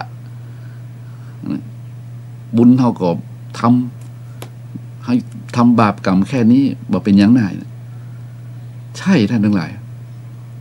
บางทีมันอยู่ในระดับอยู่ในจุดนั้นเนี่ยรัศมีแห่งบุญคุ้มครองก็ดีนะมีบาปกรรมกุศลและกรรมอันที่ทำไว้แล้วก็ดีเนี่ยมันคุ้มครองหุ้มห่อปกปักรักษาท่านตัวท่านอาจจะแคล้วคลาดปลอดภัยแต่วันเวลาผ่านไปและเมื่อวันเวลาผ่านไปทุกอย่างทุกสิ่งมันเกิดขึ้นตั้งอยู่และกระดับไปตัวเฮาตัวท่านอาตมาโยมเหมือนกันผลที่สุดก็จะทนสภาวะเปลี่ยนแปลงบ่ได้เมื่อเกิดขึ้นตั้งอยู่แล้วก็จะต้องดับสลายตายไปเมื่อดับสลายตายไปโยมคนที่สืบทอดคือลูกหลานครอบครัวของลูกหลานตระกูลบางทีได้รับผลของกรรมเยอะแยะมากมายนะบางทีเป็นมหอยน้อยจานะกำเมืองวานเป็นมหอยน้อยจาก็คือแบลมแต้มแตะเอาไปละแบลมแต้มแตะก็คือเป็นมหอยน้อยจาคือล้มละลายโยมคำว่าแบลมแต้มแตะก็ดีมหอยน้อยจาก็ดีเท่ากับล้มละลายท่านทั้งหลายลูกหลานนี่บางทีบ่มีบารมีนะนี่เขาต้องคิดต้องยั่งใจคิดนะต้องพิจารณาให้ดีเพิ่นกล่าวไว้อย่างนั้นอาตมาก็มาบอกคือโยมต่อกรรมชั่วเป็นดังกำแพงกั้นขวางทางบุญที่น่ากลัวเพราะฉะนั้นอย่าก่อกรรมทำชั่วนะจงหลีกห่างทางชั่วจงไปทางบุญเพราะทางบุญนั้นเบาสบายอยู่ก็สบายตายก็เป็นสุขนะโยมนะนี่ทางบุญนะถ้าทางบาปเนี่ยมันนักท่านทั้งหลายเลยนะยันอาตมาชอบเนี่ยตอนนี้หลวงพ่อพุทธทาสเป็นเทศเนี่ยธรรมะเป็นหน้าที่ธรรมะคือหน้าที่เพราะฉะนั้นหน้าที่ของเขาก็คือเขาก็ทำในสิ่งที่เขาทำแล้วมันเหมาะสมกลมกลืนกับความรู้ความสามารถของเขาโยมเขาไม่ใช่ว่าจะเอาอย่างไปได้ในโลกนี้นะเขาก็อยู่พักชั่วคราวเหมือนโรงแรมโลกนี้เหมือนโรงแรมท่านทั้งหลายเอามาเจ้าอยู่10 ปี20 ปีเขาจะไปคิดว่าโรงแรมเป็นของเขาผิดนะโยม บางคนว่าเจ้าโรงแรมอยู่50 ปี60 ปี100 ปีเนี่ยจะไปคิดว่าเขาจะเอาโรงแรมไปได้แล้วเป็นโรงแรมเป็นของเขานะบัดใจโรงแรมก็คือเรือนร่างกายของเขานี่แหละท่านเหมือนกับเหมือนโรงแรมเรือนร่างกายของเรานี่แหละเหมือนโรงแรมเรามาพักมาอาศัยคือจิตวิญญาณของมาอาศัยในเรือนร่างนี้เขารอนแรมมาจากไหนเขาหมูเมื่อก่อนเขารอนแรมมาจากสังสารวัฏที่เขาอาจจะมาจากที่ไหนเขาหมูเลยนะภพภูมิเนี่ยมันมีจริงๆโยมในสังสารวัฏเราก็รอนแรมเรื่อยมาแล้วมาเป็นมนุษย์เนี่ยร่างกายของมนุษย์ร่างกายของคนเนี่ยจะยืนยงคงอยู่ได้ก็แค่100 ปีเป็นส่วนใหญ่ที่สุดถือว่า100 ปีนี่เป็นบุญวาสนาแล้วเพราะฉะนั้นถ้ามาอยู่ในร่างกายมนุษย์100 ปีร่างกายนี้ก็ต้องแตกดับไปเฮาก็บ่สามารถจะเอาร่างกายนี้ไปได้หรอกเพราะมันต้องเสื่อมสลายตายไว้ที่สุดเพราะฉะนั้นคนฉลาดก็พิจารณาเนาะควรจะอาศัยเรือนร่างกายอาศัยโรงแรมเนี่ยที่เจ้าอยู่ชั่วคราวเนี่ยทำกิจกรรมอันใดอันหนึ่งซึ่งเป็นบุญหรือเป็นกุศลดีกว่าเพราะอย่างทำบุญทำกุศลนั้นมันสบายนะตายก็เป็นสุขอยู่นี่ก็สบายมีชื่อเสียงความที่คนจะสรรเสริญยกย่องยอมมอบราบกราบกรานนั้นบ่ใช่อย่างอื่นเลยเป็นความดีทั้งนั้นคนเราปัจจุบันนี้จะยอมราบมอบกราบกับความดีโยมด้วยใจลึกๆนะฮะนอกจากว่าอย่างอื่นที่คนจะไปยอมมอบราบกราบกรานนะเพราะมันมีตัวแปรตัวปัจจุบันนี้เพราะคนมันได้นิยมธรรมะถ้าคนนิยมธรรมะนี่เป็นจะมอบราบกราบกรานให้คนที่มีศีลมีธรรมนะคนที่มีศีลมีธรรมมีคุณธรรมความดีนะโยมเป็นที่ยกย่องเป็นที่ยินยอมมอบราบกราบกรานของคนทั่วไปตั้งแต่สมัยไหนมาแล้วนอกจากสมัยยุคที่มันคนเข้าใจคนไร้ซึ่งเมตตาจิต ไร้ศีลไร้ธรรมนี่น่ากลัวเพราะฉะนั้นวันนี้ในช่วงนี้ชั่วโมงนี้ก็เกือบ2 ชั่วโมงเกือบ1 ชั่วโมงแหละตอนนี้เกิดจะ3 โมงแต่มาจะพักสักกำนึงโยมก็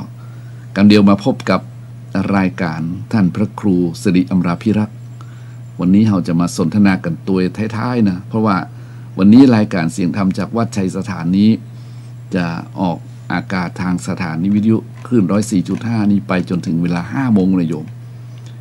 ชั่วโมงแรกนี้เป็นของอาตมานำธรรมะมาให้แก่ญาติโยมทั้งหลายซึ่งก็เป็นธรรมะสปะสเปดและก็เป็นนิทานผสมผสานกันไปตัววันนี้2 เรื่องโยมเนาะเรื่องเจ้าลาไปหลงเสียงของจิงหรีดของตั๊กแตนจนยอมอดหญ้าไปกินน้ำค้าง ตายนะแต่เรื่องนึงคือเรื่องอย่างโยมว่าเรื่องปอกาผ้ากับปอกาทานจะอยู่ด้วยกันไม่ได้เด็ดขาด เพราะคนอาชีพคนละอย่างนี้อาชีพอย่างเดียวอาชีพปัจจัยอย่างเดียวกันไปด้วยกันประสอดคล้องกันเพราะฉะนั้นก็เล่าให้โยมฟังมาตั้งแต่ต้นเพราะฉะนั้นตอนนี้ก็มาถึงตรงนี้ก็ได้หลายอย่างนะมันบอกว่าสุดสูสังและพระเตปัญญังฟังด้วยดีย่อมได้ปัญญาเนาะตะกี้ตมาก็คือโยมฟังเพลงชุดดอกไม้คุณธรรมตอนนี้ฟังต่อโยมนะเดี๋ยวมาพบกับท่านพระครูสิริอำราภิรัตน์ตอนนี้ท่านเดินทางมาถึงแล้วนะโยมเนาะตอนนี้ตมาขอญาติโยมได้รอสักกำหนึ่งนะตอนนี้ฟังเพลงไปก่อนกันแล้วกันนะโยมเนาะฟังเพลงเสียงใสๆของละอ่อนมีความสุขนะโยม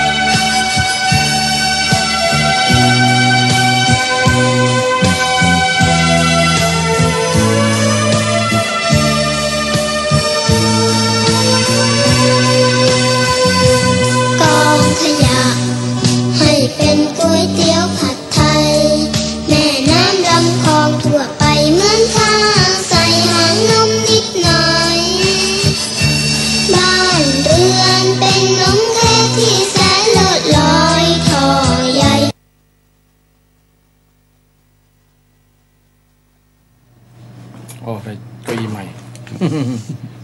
เดี๋ยวเข้าน้ำกันหน่อยโยมท่านสาธุชนทั้งหลาย ก็ได้ฟังเรียกว่าส่วนประกอบของอาหารก็คือรสชาตินี่มันก็จะมีทั้งรสเผ็ดเปรี้ยวเค็มหวานมันญาติโยมหลายเพิ่นว่ารสกลมกล่อม รสกลมกล่อมถ้าเมื่อเราสามารถเจริญอาหารรสชาติกลมกล่อมเนาะอันนี้ก็แล้วแต่ฝีมือนะทีนี้เสียงทั้งหลายก็เช่นเดียวกันนะมันก็มีเสียงไพเราะนะเสียงเพราะเหมือนกับเจ้าลาหลงเสียงจิ้งหรีดยอมกินน้ำค้างจนตายนั่นแหละอันนี้การสื่อการทำมาอย่างก็แล้วแต่ญาติโยมที่ญาติโยมซึ่งอยู่ทางบ้านโดยเฉพาะทางวิทยุเนี่ยนะอยากให้มีสีสันนะบางง่วงเงาหาวนอนก็ต้องมีเรียกว่าธรรมะเรียกว่าธรรมะครบรสนะธรรมะครบรสทุกรสอันนี้ก็เป็นรสแห่งคำคล้องจองครับท่านพระครูครับเอามาเติมทำนองเข้าไป ดอกไม้คุณธรรมนะฟังแล้วก็เป็นเสียงละอ่อนใสๆนะครับเอาละญาติโยมตั้งแต่เวลานี้เป็นต้นไปจนถึง4 โมงครับท่านพระครูครับ4 โมงแล้วขอนิมนต์ท่านพระครูสิริอมรพิรัตน์ได้นำเสนอธรรมะวันนี้เตรียมมาเต็มที่นะครับเนาะสเปดบุกเตศมะละกอนะครับเนาะญาติโยมและส่วนตอนท้ายๆก็จะมาอู้ถึงเรื่องกุศลต่างกับบุญอย่างไรวันนี้มีโยมมาเยี่ยมและมาถามว่าท่านอาจารย์กุศลกับบุญต่างกันอย่างไรนะครับเดี๋ยวสักคำหนึ่งเราจะมาสนทนากันเรื่องนี้นะครับเพราะว่าโยมก็งงความจริงเราต้องแยกศัพท์เดี๋ยววันนี้พอดีมาแล้วเนาะแต่ความจริงนั้นมันก็ใกล้เคียงกันนะครับกุศลผลบุญเนี่ยนะครับเนาะนี่ก็เลยจะต้องมาอู้มาจากอันนี้อารยาติโยมท่านทั้งหลายที่อยากจะฟังเสียงธรรมะจากท่านอาจารย์พระครูสิริอมรพิรัตน์ท่านอาจารย์มหาจำลองวัดสันปุ้มวัดอมรารามนะครับเนี่ยผมติดขัดอยู่เลยครับมาถึงแล้วตอนนี้ครับนิมนต์เลยนะครับขอเจริญพรญาติโยมเนี่ยครับ ขอความนอบน้อมแด่พระรัตนตรัยมีพระพุทธพระธรรมพระสงฆ์ขอถวายความเคารพพระเถรานุเถระครูบาอาจารย์พระสงฆ์องค์เนรทุกรูปทุกตนเจริญพรศรัทธาญาติโยมทุกท่านทุกคนที่กำลังรับฟังรายการเสียงธรรมจากวัดป่าเซาน้อย วันนี้อาตมาภาพก็ได้มาพบปะกับศรัทธาญาติโยมเช่นเดิมหลัง จากที่หายไป7 วัน 6 วันเนาะ7 วันปะกันเตื่อวันนี้ก็ได้มาปะศรัทธาญาติโยมเช่นเคยก็เจริญพรทุกท่านทุกคนในวันนี้ไผ่ที่เกิดตรงกับวันที่14นะวันที่14มีนาคม2561นะถ้าไผ่ที่เกิดตรงกับวันนี้ก็ขอเจริญพรอวยพร วันคล้ายวันเกิด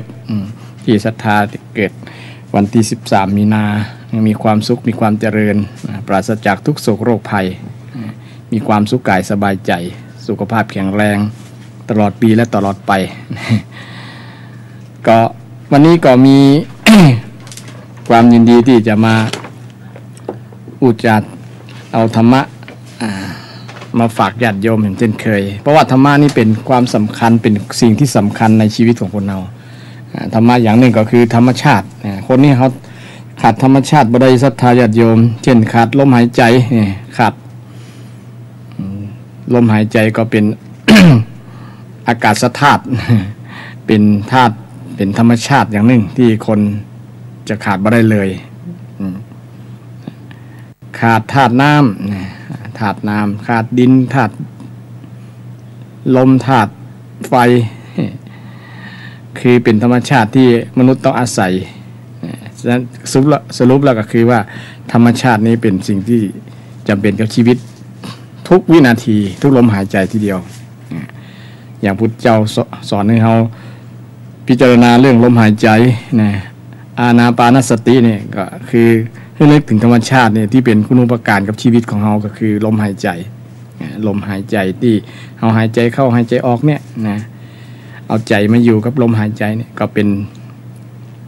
สิ่งที่พุทธเจ้าได้สอนเกี่ยวกับเรื่องธรรมชาตินั่นเองนะธรรมชาติว่า มันเป็นสิ่งที่สำคัญกับชีวิตของคนเฮาเนี่ยคนเฮาจะขาดธรรมชาติธรรมะบ่ได้นะธรรมะบ่ได้ฉะนั้นนะคำสอนของพระเจ้าก็เป็นธรรมชาติที่พระเจ้าได้ค้นพบแล้วก็เอามา เผยแพร่มาแสดงให้กับพุทธบริษัททั้งหลายได้รับทราบมีภิกษุบริษัทเป็นต้นภิกษุภิกษุณีบาศกบาสิกาซึ่งเป็นบริษัทที่มีหุ้นส่วนในความเป็นพุทธเหมือนกันพุทธเฮาก็ต้อง มีหุ้นส่วนที่บ่ต้องได้เสี่ยงสตางค์ หุ้นส่วนของความเป็นพุทธเพื่อนห้องพุทธบริษัทมีภิกษุภิกษุณีบาศกบาสิกาบริษัททั้ง4นี้ช่วยกันประคับประคองช่วยกันเผยแผ่ช่วยกันรักษาคำสอนของพระพุทธเจ้าที่พระพุทธเจ้าได้สอนไว้ทั้ง 2,000 กว่าปีมาแล้วการฟังเทศน์ฟังธรรมก็เป็นการรักษาและก็การอนุรักษ์คำสอนเป็นการสืบทอดอายุพุทธศาสนาไปโดยทางอ้อมซึ่งก็เป็นเขาก็มีส่วนที่จะเป็นหุ้นส่วนในความเป็นพุทธบริษัทอย่างศรัทธาญาติโยมก็ฟังเทศน์ฟังธรรมนี่ก็ส่วนหนึ่งก็สนับสนุนให้ธรรมะคำสอนพระพุทธเจ้าอยู่คู่กับชาวพุทธตลอดไปศรัทธาญาติโยมวันพุธที่แล้วอาตมาก็ได้อู้เกี่ยวกับเรื่องเกี่ยวกับความเชื่อเนาะพุทธเจ้าก็ได้สอนเกี่ยวกับความเชื่อว่าอย่าล้วนรีบเชื่อเกี่ยวกับความเชื่อ10 ประการ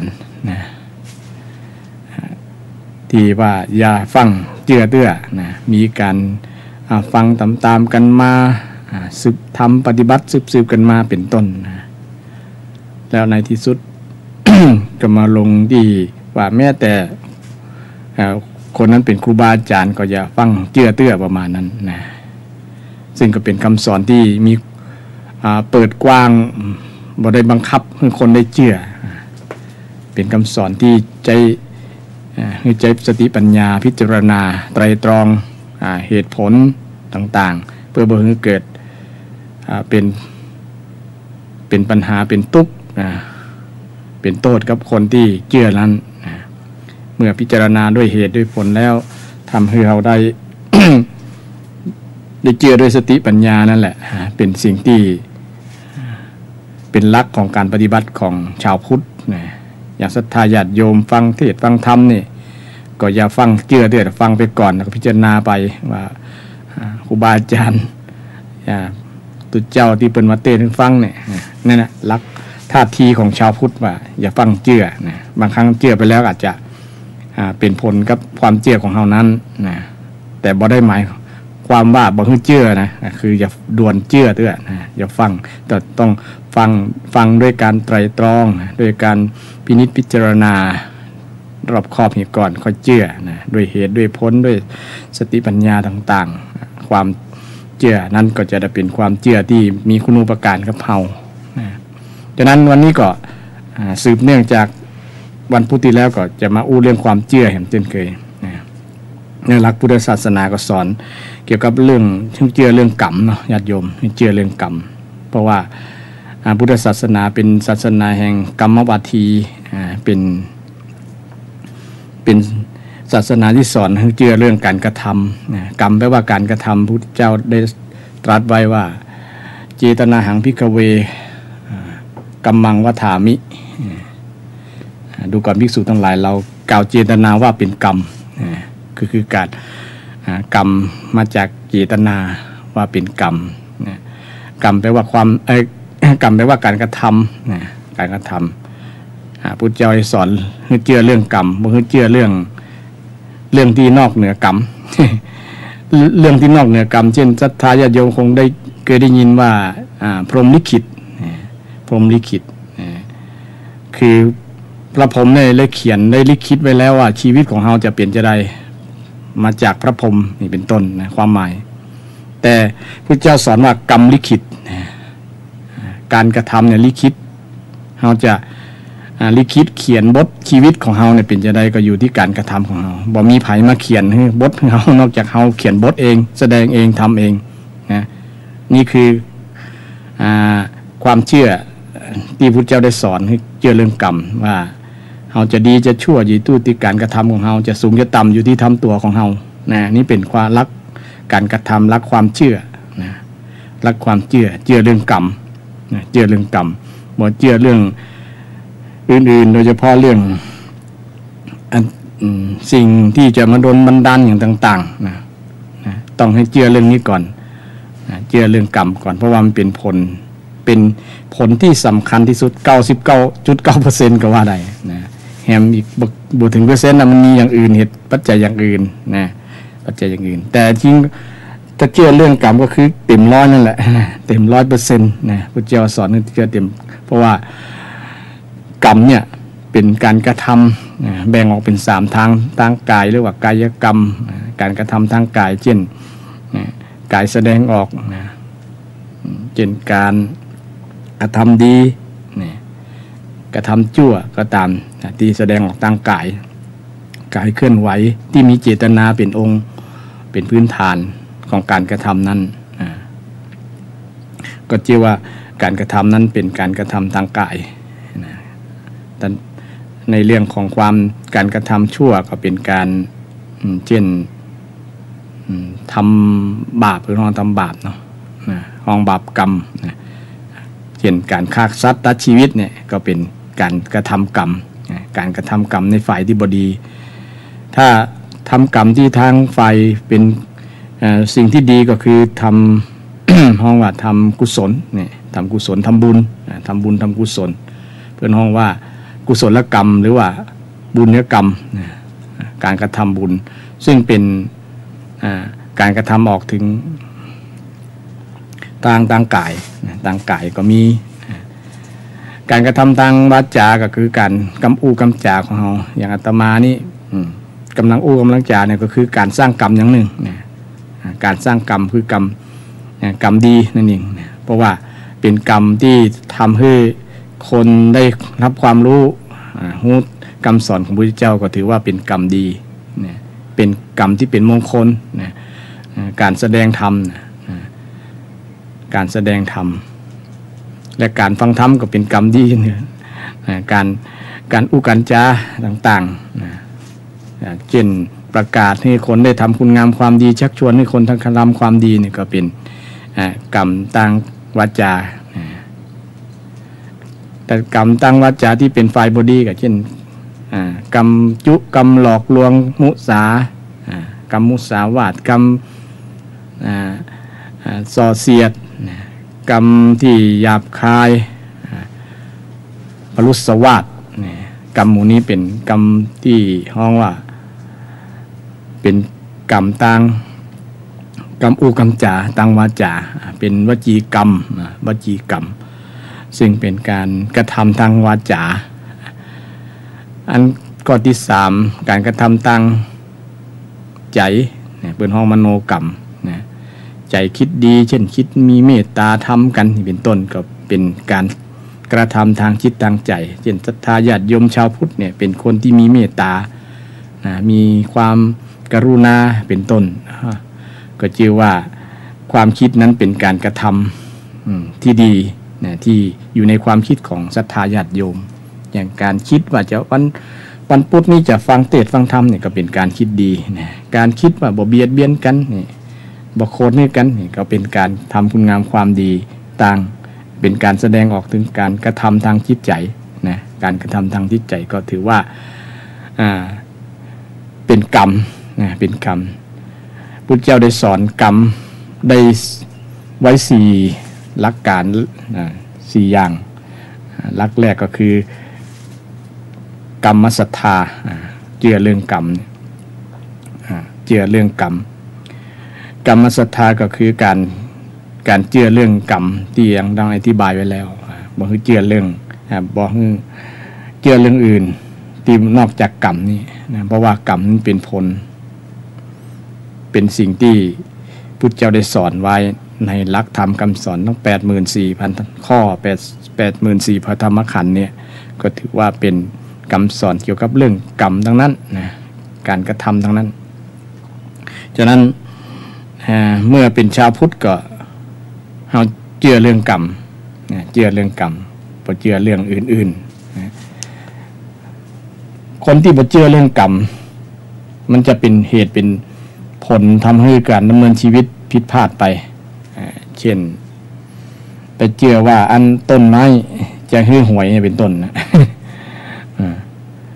เป็นต้นไม้นะเชื่อเรื่องโจกเรื่องล้างประมาณนั้นนะก็จะออกนอกเรื่องกรรมไปนะเพราะว่าจะรอผลดลบันดาลว่าสิ่งเหล่านั้นบันดาลโจกบันดาลลาภอย่างประมาณนั้นนะอันนี้เป็นผิดหลักพุทธศาสนานะผิดหลักยิ่งใกล้วันหวยออกเนี่ยคนจะไปขูดเลขขูดหวยหาตัวเลขตัวอย่างนะอันที่จริงคน ลักษณะนั้นคล้ายๆว่ามันก็เป็นความหวังเป็นที่เปิ้งของคนเนาะแต่ว่าเอาไปเปิ้งผิดหลักนะถ้าอยากจะได้เงินก็ต้องทำงานจึงผ่านพบพุทธเจ้าอยากเรียนจบก็ต้องขยันหมั่นศึกษาก็เป็นเรื่องกรรมการกระทำอยากได้อย่างก็ต้องสร้างเหตุอันนั้นให้ได้นะอยากรวยก็ต้องสร้างเหตุแห่งรวยนะเหตุแห่งความรวยก็มีในคำสอนพุทธเจ้าอยากจะทำใดก็เปิ้นห้องทำตาม คาถาหัวใจเศรษฐีว่าอุอากาสะเป็นต้นนะอันนี้ก็คือเชื่อเรื่องกรรมถ้าอยากรวยก็ทำตามนั่นแหละถ้าบ่เชื่อก็ลองทำดูนะถ้าว่าคำสอนพุทธเจ้าสอนจริงก่อบ่จริงก่อนนะก็ต้องทดลองทดสอบดูเพราะว่าคำสอนพุทธเจ้าท้าทายต่อการพิสูจน์ท้าทายให้คนได้ทดสอบทดลองนะเป็นหลักวิทยาศาสตร์ตัวอันนี้เป็นความเชื่อ เป็นพุทธเจ้าสอนเรื่องความเชื่อว่าเรื่องกรรมเนี่ยใครจะได้อย่างนี้ก็อยู่ที่กรรมทั้งนั้นญาติโยมอยู่ที่กรรมดังนั้นหลักพุทธศาสนาสอนเกี่ยวกับเรื่องความเชื่อเรื่องกรรมเนี่ยมี4อย่าง1กรรมศรัทธาเชื่อเรื่องกรรมรักกรรมรักใหญ่2วิปากศรัทธาวิปากศรัทธาแปลว่าเชื่อเรื่องผลกรรมเนี่ยผลที่เฮารับทุกวันเนี่ยมันมาจากวิบากทั้งนั้นน่ะวิบากแปลว่าผลญาติโยมนะวิบากแปลว่าผลนะผลของกรรมในคำสอนในหลักพุทธศาสนานั้นเป็นสอนมีผลของการกระทำผลของกรรมเนี่ยมันแยกเป็นตั้ง12อย่างกันญาติโยมเนี่ยผลบางครั้งคือผลตามนะเฮาทำไปแล้วนะมันจะคือผลตามเวลาคือผลตามการเวลาบางอย่างก็คือผลตามกิจตามหน้าที่บางอย่างก็คือผลตามลำดับตามนักตามเบาเนี่ยนะรวมกันแล้วก็12อย่างนะผลของกรรมนะ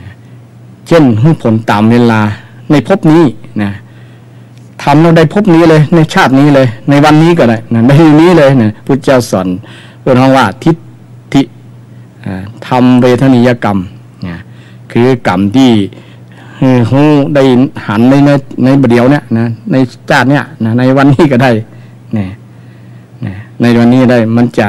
ได้เลยเราทำไปบอกว่าจะเป็นกายกรรมก็ดีวจีกรรมก็ดีมโนกรรมก็ดีเนี่ยคือในวันนี้เลยเคยมีเรื่องเอาเรื่องชาดกมาให้ศรัทธาฟังก็ได้นะที่ว่าทำกรรมในปัจจุบันเนี่ยคือผลในปัจจุบันนะในขณะทำเลยทีเดียวนะมีเรื่องเล่าว่าทำเรื่องธรรมบทนะศรัทธามีนายพรานชื่อว่านายโกกะหรือว่านายโกกเนี่ยนะภาษาบาลีว่าโกกะเป็นพรานที่ไปหาล่าเนื้อมากินแล้วก็มาขายถ้าได้นักก็เอาไปขายเหลือกินแล้วเอาขายเป็นพรานล่าเนื้อเข้าไปป่าทุกวันนะมีอาชีพเป็นคนที่ไปหาสัตว์ป่าพอดีวันนั้นวันหนึ่งไงมาเจอตุเจ้าที่ดุดงเดินสวนตางมาก็หัน ตุเจ้าแล้วก็คนที่มีมิจฉาทิฏฐิในญาติโยมหันตุเจ้าก็เป็นสิ่งที่มันบอกให้หันว่ามันเป็นมงคลต่อการหันของมันก็โตดไปเรื่อยนะก็คิดวันนี้เป็นล้างบอดีเห็นก้าวันนั้นหันตุเจ้า หันตุเจ้ามาผ่านมาเนี่ยคงจะเป็นเหตุบอกให้เขาได้อย่างสักอย่างที่ไม้ที่มือปิกบ้านเห็นก้าวันนี้นะคิดในใจนะก็บอกได้ บอกได้ปากว่าต่อว่าอย่างแล้วแต่ในวันนั้นไปเซาะห หาสัตว์รู้สึกว่าเงียบดักปิ้งบ่มีสัตว์สักตัวมาคือได้ยับได้ฆ่านะก็เกิดความคิดว่าโอ้สงสัยจะเป็นการหันตุเจ้าตนที่ตะเจ้านี่กล้านะทำให้เราซวยบ่ได้เนื้ออย่างสักอย่างนะก็เลยอารมณ์เสียนะพานโคดให้ตุเจ้านะเดี๋ยวถ้าไปหันจะ จัดการอย่างประมาณนั้นนะคิดอกุศลคิดทุสลายกับตุเจ้าล่ะนะพอดีไปขาพี่กับพานตุเจ้าแหมเพราะว่าตุเจ้ากับเป็นตุดงไปเส้นทางเดียวกันนะเนาะขาปิกกับปะแหมโอ้ปะแหมละคนกาลากินีนะว่าเป็นตุเจ้าเป็นกาลากินีเนี่ยญาติโยมคนอันธพาลนะเนาะนะแทนที่จะโทษตัวเก่าว่าตัวเก่าปะมันซอบบ้าเนี่ยยังไปโทษคนอื่นเนี่ยไปโทษคนอื่นโทษตุเจ้าต่างหากนะก็เลยความแค้นนั่นก็อยากจะทำให้มันหายโกรธประมาณนั้นนะชำระความแค้นชำระความโกรธนะก็เลยไปเข้าในป่านั่นน่ะมันมีหมาฝูงนะสุนัขฝูงหนึ่งที่ไปล่าเนื้อเพราะนะสุนัขประมาณ 7-8 ตัวนะไปตัวนะมีสุนัขก็เลยจี้คือสุนัขนั่นน่ะคือหมาน่ะครบตุเจ้านะเอาเลยอันเนี้ยทำให้เขาสวยบ่ได้อย่างสักตัวนะบ่ได้อย่างติดไม้ติดมือไปว่านั้นนะตุเจ้าก็ห้ามโอ้ ศรัทธาโยมอย่าทำบาปกรรมเนอะมันบ่ดีประมาณนั้นนะยกอย่างเหตุผลอย่างสักทุกอย่างก็บอกฟังนะเอาเลยนะบอกอย่าไปฟังนะโจหือหมาหนึ่งหมาก็ลู่เข้าหาโยนเข้าหาไอ้ ตัวเจ้านั่นตัวเจ้าตัวนั้นก็เลยล่นขึ้นบนต้นไม้ญาติโยมเนี่ยบนต้นไม้บอกว่าจะได้เนาะก็เลยหมามันหลายตัวเนี่ยก็ตกใจนะก็ตกใจอยู่อะนะกลัวหมาจะครบนะแฮมยางบอกกล้าจะทำร้ายหมาด้วยนะก็มีอันอย่างต่างๆที่จะนั่นได้เนาะต้องมีมือทั้งเท้าทั้งอย่างกันนั่นกันได้คงจะนั่นประมาณนั้นแต่ว่าบ่อยากทำเรียนทำกรรมกับหมากับสุนัขก็เลยขึ้นต้นไม้เมื่อขึ้นต้นไม้แล้วหมาก็ทำอย่างบ่ได้เนี่ยอย่างบ่ได้ครบก็บ่ได้เห่าอย่างเดียวนะเห่ารอเมื่อใดจะหล่นลงมาประมาณนั้นจะลงมาประมาณนั้นจะได้ลุมกันครบเนี่ยครบตุเจ้ามากับเห่าคนนี้ไอ้พานนี้ก็หันว่าตุเจ้าขึ้นไปแล้วโอ้หมดหาทางที่จะให้ตุเจ้าลงมานะเอาหอกเอาลูกธนูคันยาวๆนะไปทิ่มแทงตีนตุเจ้าเท้าตุเจ้าเนี่ยตุเจ้าก็ยกเท้าข้างนึงที่ทิ่มแทงนะตุก็ปากก็ห้ามไปตัวยาบาศกมันบดีมันบาปกรรมเน้อนะก็บอกนะก็บอกฟังนะศรัทธาลองนึกพอนะพานก็คงจะซาใจนะเอา ลูกธนูแหลมๆนะทิ่มตีนจนเลือดไหลนะภิกษุนั้นเกิดทุกขเวทนาอย่างนักเพราะว่าเท้านี่ถูกลูกธนูแหลมๆของนายพรานทิ่มยกเท้าขวาก็ยังเท้าซ้ายนะทิ่มนั้นจนตัวสั่นจนว่า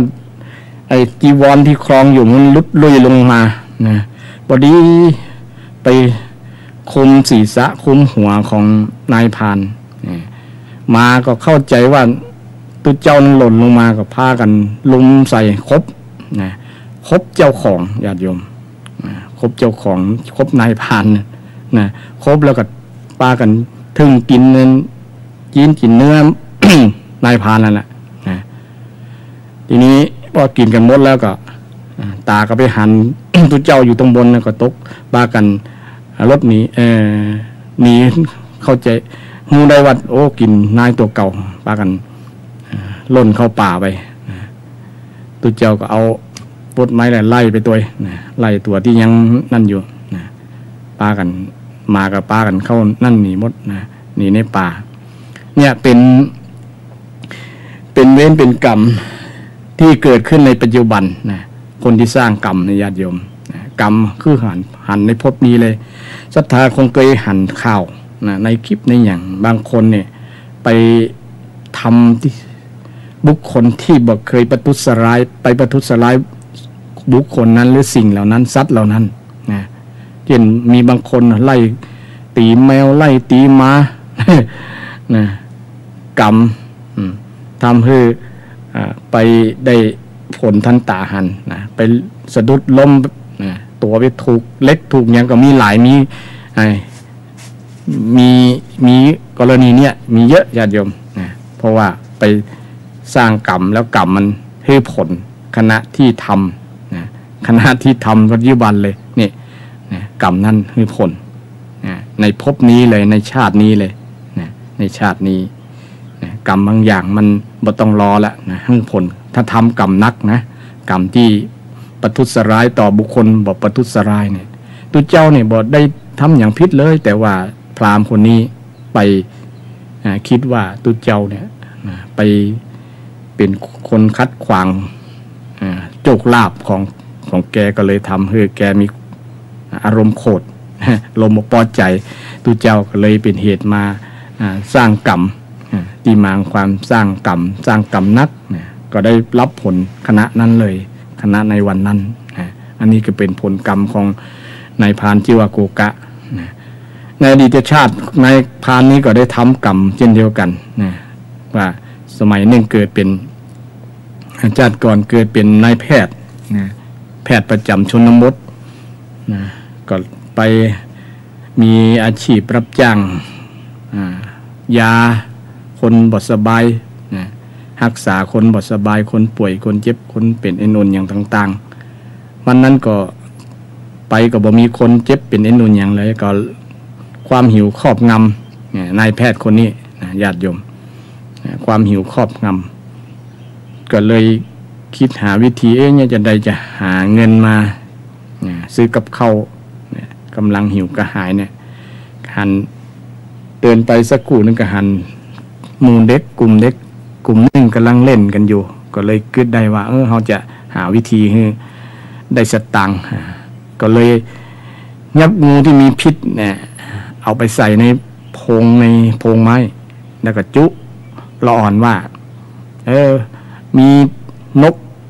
สาลิกาลูกนกสาลิกาอยู่ในโพรงนั่นลองไปใครได้ลองไปเอาแหละนะอยู่หัวหน้าเฮาหันจุละอ่อนเพื่อที่จะให้งูมันครบละอ่อนนะที่จะได้รักษาละอ่อนจะได้เงินได้สตางค์เพื่อเอานำสตางค์นี้ไปซื้อกับข้าวที่ตัวเขากำลังหิวกระหายอยู่นะ ก็เลยจุละอ่อนก็มันก็ไข้หูไข้หันนะไข้หูไข้หันก็ฟังขึ้นไปบนต้นไม้ไปเอามือไปยกล้วงออกมาดูว่าเป็นนกแต้ก็พอดีมือไปกำถูกหัวพอดีนะถูกหัวงูนึกว่าเป็นหัวนกแล้วแหละก็นั่นมาก็พอดึงจักออกมาเป็นยาวๆก็ตกใจนะก็แกว้งงูตกใจแล้วแกว้งงูออกมาตั้งหลังพอดีงูนั้นไปตกใส่ที่นายแพทย์คนนั้นพอดีงูก็ไปหวั่นคอนายแพทย์ก็ไปกัดนายแพทย์ไปชกคบนายแพทย์ตาย เนี่ยมันเป็นผลที่คนที่บอกประทุษร้ายต่อคนที่บทประทุษร้ายมันหันผลในปัจจุบันฉะนั้นลองสังเกตกันแล้วกันว่าผลเนี่ยมันจริงก่อนก็มีเยอะแยะมากมายโยมเป็นตัวอย่างที่หันเป็นตัวอย่างที่หันเป็นอุทาหรณ์นึกได้หันกันว่าคนทำลักษณะนี้มันจะมีผลมีผลของกรรมที่ทำไปแล้วอันนี้ว่าผลในปัจจุบันผลในปัจจุบันอุปมาประไมยเหมือนเฮากินข้าวเนี่ยเฮาก็อิ่มในขณะที่เฮากินแล้วมันอีหันผลในขณะที่เฮากินเลยเนาะมันก็ลดความกระหายลดความหิวก็อิ่มต้องการกระทำก็เป็นผลใน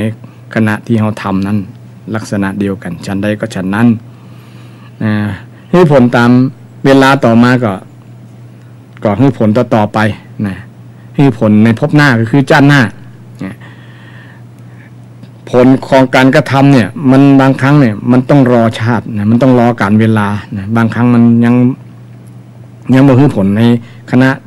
นี้ปัจจุบันนี้ในชาตินี้แต่ต้องให้ผลในชาติหน้านะบางกรรมผลกรรมบางอย่างนะการกระทำบางอย่างนั้นมันผลในภาคหน้าในภพหน้านะในชาติหน้านั่นเองนะในวันหน้านะก็ว่าได้นะนี่ผลในภพหน้านะเปิ้นฮ้องว่าอุปัชชเวทนิยกรรมเนี่ยกรรมที่ให้ผลในภพหน้าการผลของการกระทำเนี่ยบางครั้งต้องรอเวลาอย่างที่ได้กล่าวแล้วนะเช่นเขาปลูกบะม่วงปลูกอย่างที่มันต้องใช้เวลานะบะม่วงนี้ต้องใช้3-4 ปีแล้วนะญาติโยมถึงได้กินนะบางอย่างก็ต้องใช้เวลาอย่างเช่นปลูกตาลเนี่ยเนาะ เนี่ยเป็น10 ปีถึงจะได้กินนะเขาปลูกแล้วเนี่ยถึงจะได้ผลของตาลนะปลูกลิ้นจี่ลำไยก็ต้องอาศัยการเวลา 4-5 ปีนะ3-4-5 ปีถึงจะได้กินหน่วยนะแต่บางคนว่าปลูกเดี๋ยวนี้ก็ได้กินเดี๋ยวนี้ก็ได้เช่นเอาไปต่อยอดต่อกิ่งอย่างต่างๆนะก็แม่นก็ต้องอาศัยเวลาเช่นเดียวกันนะต้องรอเวลามันต้นในมีต้นใหญ่ก่อนถึงจะได้หน่วยออกผลมาการกระทำบางอย่างก็ต้องรอผลมานะญาติโยมบางคนที่ใจฮ้อนอยากจะได้รับผลเร็วๆไวๆนี่ส่วนนักเป็นจะอ่านนะว่าเราทำไปแล้วเป็นได้บ่ได้ผลเนี่ยนะมันบางอย่างมันต้องรอนะมีบางอย่างที่เราพิสูจน์ได้ญาติโยมเช่นการกระทำบางอย่างมันต้องรอนะต้องรอหรือว่าต้องอาศัยเวลาถึงจะให้ผลอาตมาเคยเตียวขึ้นดอยเขาม้อนะดอยเขาม้อเนาะวันแรกนี่ผลการเตียวนี่มันยังบอกทั้งผลนะมันยังบอกเจ็บแข้ง แต่เมื่อ2 วันนะผ่านไปแล้วนี่มันเริ่มแล้วเนี่ยญาติโยมนะวันแรกนี่มันยังบอกผลเด้นะหรือว่าขณะที่เขาเตียวไปมันยังบอกเจ็บแข้งนั่นแข้งเด้เพราะสักวัน2 วันมันโอ้เจ็บแข้งนะเจ็บเอ็นมันเข่งมันตึงหมดนะเตียวขึ้นนะอันนั้นก็เป็นผลที่ต้องรอการเวลาแล้วก็ให้ผลต่อไปกว่ามันจะหายนะก็เป็นเรื่องผลที่เกี่ยวกับสืบไปเห็นคืออัปปราเวทนิยกรรมเนี่ยที่ว่ากรรมที่ให้ผลสืบไปนะบางครั้งก็คือสืบต่อไปนะต่อไปเรื่อยๆต่อไปผลบางอย่างก็คือต่อไปเช่นเขาปลูกบะม่วงมันก็คือผลต่อไปสืบไปนะแล้วแต่การกระทำนะจะทำนักหรือทำน้อยนะทำแบบไหนประมาณนั้นนะอันนี้ผลของกรรมนี้ผลตามเวลาตามการเวลานะบางอย่างคือคณะปัจจุบันนะคณะชาตินี้เลยนะบางอย่างก็คือชาติหน้าผลบางอย่างก็คือสืบไปและตามการเวลาข้อต่อมาก็คือผลสำเร็จคือกรรมที่เลิกให้ผลนะเป็นห้องว่าอโหสิกรรมนะอโหสิกรรมนะอโหสิกรรมนี่เป็นกรรมที่บ่มีเลิกแล้วต่อกันนะเช่นคนที่เคยโกรธกันนะเคยสร้างเวรสร้างกรรมต่อกันนะแล้วมาให้อภัยกันนะผลที่จะเกิดเพราะความโกรธนั้นมันก็ยุติกันนะมันบ่โกรธกันแล้วนะมันบ่สร้างเวรสร้างกรรมกันต่อนะผลที่จะเกิดก็ผลกระทบทางด้านจิตทางด้านใจทางด้านบุคลิกมันเกิดยุติที่จะให้ผลเพราะว่ามันอโหสิมันยุติกันแล้วเช่นเราได้ทำเวรทำกรรมต่อกันเป็นเจ้าเวรในกรรมต่อกันเราก็มีความรู้สึกที่ดีๆต่อกันอโหสิกรรมคือเลิกแล้วต่อกันเนาะอภัยให้กันอภัยทานเป็นการยกโทษบ่โกรธบ่เกลียดต่อกันก็เป็นการสร้างมิตรไมตรีที่ดีหลังจากที่เคยเป็นศัตรูต่อกันเนี่ยก็เป็นมิตรที่ดีต่อกันก็มีหลายคนที่สร้างกรรมที่เป็นอโหสิเนี่ยคือเป็นกรรมดีอย่าง อย่างดีอย่างมากๆเลยนะญาติโยมที่จะทำให้ยุติมันแล้วต่อไปในชาตินี้บ่ต้องไปจองเวรจองกรรมกันข้ามภพข้ามชาติเลยนะเอาโหสิให้กันนะเอาโหสินะต้องเอาโหสิทั้งสองฝ่ายเอาโหสิทั้งสองฝ่ายถ้าเอาโหสิแล้วก็ยุตินะคือต้องได้รับจากทั้งสองฝ่ายคือคนทำและผู้ถูกกระทำนะต่างคนต่างหันใจซึ่งกันและกันก็จะเป็นอโหสิกรรมอโหสิกรรมเป็นการที่กรรมที่บอกให้ผลต่อไปเลิกแล้วต่อกันบอกให้ผลนั่นแหละผลเพราะว่าเป็นผลที่สำเร็จเรียบร้อยแล้วผลที่บ่มีแล้วนะกรรมบ่มีกรรมแล้วนะอโหสิแปลว่าบ่มีกรรมแปลว่าการกระทำกรรมผลของกรรมที่บ่มีแล้วนะอันนี้เป็นผลที่เกี่ยวกับตามการเวลานะตามการเวลาที่ให้ผลแล้วผลของกรรมวิบากกรรมเนี่ยจะให้ผลตามกิจตามหน้าที่นะตามหน้าที่ก็มี4อย่างด้วยกันนะ1เป็นห้องชนะกรรมนะชนกกรรมก็ได้นะอันนี้ก็คือตามหน้าที่ตามกิจนะเป็นว่าชนกกรรมนี่แปลเป็นไทยก็ว่ากรรมที่แต่งให้เกิดนะแต่งให้เกิดจะได้นะแต่งให้งามก็ได้ให้สวยให้รวยให้รอนะเป็นอุปมาเหมือนกับเฮาปรุงอาหารนะจะปรุงให้เค็มก็ได้ให้ล้ำให้อร่อยให้เปรี้ยวให้หวานให้มันให้เค็มนะมันอยู่ที่กรรมของเราเนี่ยจะสวยงามสวยรวยหล่อเนี่ยมันอยู่ที่ชนะกรรมเนี่ยชนะกรรมที่สร้างให้เกิดกรรมที่แต่งให้เกิดสร้างให้เกิดเพราะว่าเขาเกิดมาแต่กรรมหรอนะมาแต่กรรมบางคนก็หน้าตาดีแต่เนื้อรูปร่างผิวพรรณวรรณะดีงดงามแต่บางคนเกิดมาบ่สันฐานร่างกายบ่ค่อยต่อใดนะเป็นคนพิการก็มีอันนี้อยู่ที่กรรมแต่งให้เกิดนะบางคนพิการตั้งแต่เกิดก็มีนะตาบอดหูหนวกนะแขนมือบ่มีนะขาบ่มี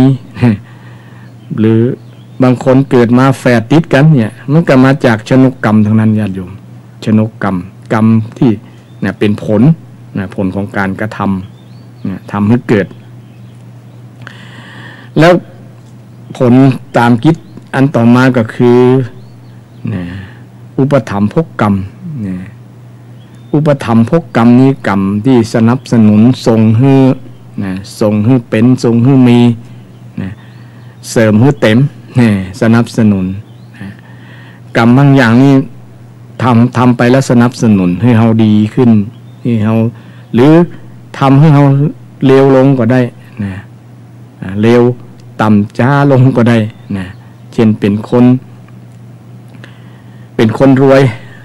ก็ทำให้เป็นคนจนก็อยู่ที่กรรมเนี่ยนะเป็นคนรูปสวยบ่สวยบ่งามก็ต่อมากรรมตัวนี้ส่งเสริมให้ดีให้งามให้สวยให้รวยก็มาจากการสนับสนุนส่งเสริมเนี่ยนะของกรรมตัวนี้นะผลกรรมตัวเนี้ยส่งให้ทำให้อันนี้เป็นผลที่ให้ตามกิจตามหน้าที่นะมันก็มีหน้าที่ของกรรมที่จะสนับสนุนก็ดีแต่งให้เกิดก็ดีนะปรุงให้ดีนะปรุงให้สวยนะอันนี้มาจากผลกรรมมาจากวิบากกรรมวิปากศรัทธานะวิปากศรัทธาอันต่อมาอุปีรกรรมกรรมที่บีบคั้นนะกรรมที่บีบคั้นนี่เป็นผลกรรมอย่างหนึ่งเนี่ยมันบีบให้ดีก็ได้บีบให้ชั่วก็ได้กีดและกันให้ดีให้ชั่วก็ได้เนี่ยมันมาจากผลกรรมเป็นห้องว่าอุปีรกรรมที่บีบคั้นนะกรรมที่บีบคั้นมันบีบบังคับถ้าบีบในทางดีก็ดีไปนะบีบในทางชั่วนี่ก็เอาไปชั่วนะมันบีบคั้นผลของกรรมเนี่ยบางคนนี่อยากจะทำชั่วแต่กรรมผลของกรรม บางอย่างมันบีบให้ทำดีก็มี บางคนอยากจะทำดีนะบีบให้ทำชั่วก็มีเนี่ยนะเป็นบีบบังคับมันเป็นธรรมชาติผลของกรรมที่บีบให้เขาทำนะบีบบังคับให้ทำแล้วต่อมาก็อุปคาตกรรมคือคำตัดรอนอันนี้ยิ่งร้ายใหญ่เลยตัดดีก็ดีตัดชั่วก็ได้นะตัดดีก็ได้ตัดชั่วก็ได้นะ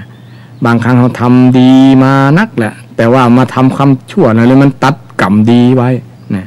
เช่นบางคนตั้งใจทำดีเนี่ยทำไปสักพักแหละมันเปลี่ยนใจไปทำชั่วนี่เป็นต้นเนาะไอ้กรรมชั่วเนี่ยมันมาตัดกรรมดีเนี่ยกรรมชั่วมาตัดกรรมดีเนี่ยก็เลยให้ผลทั้งกรรมดีที่ทำมาแล้วก็กรรมชั่วที่กำลังทำเนี่ยมันก็ให้ผลตามนั้นนะเพราะว่าไปตัดมันจะมีกรรมตัดกรรมนะว่ากรรมตัดกรรมเนี่ยตามตัดกรรม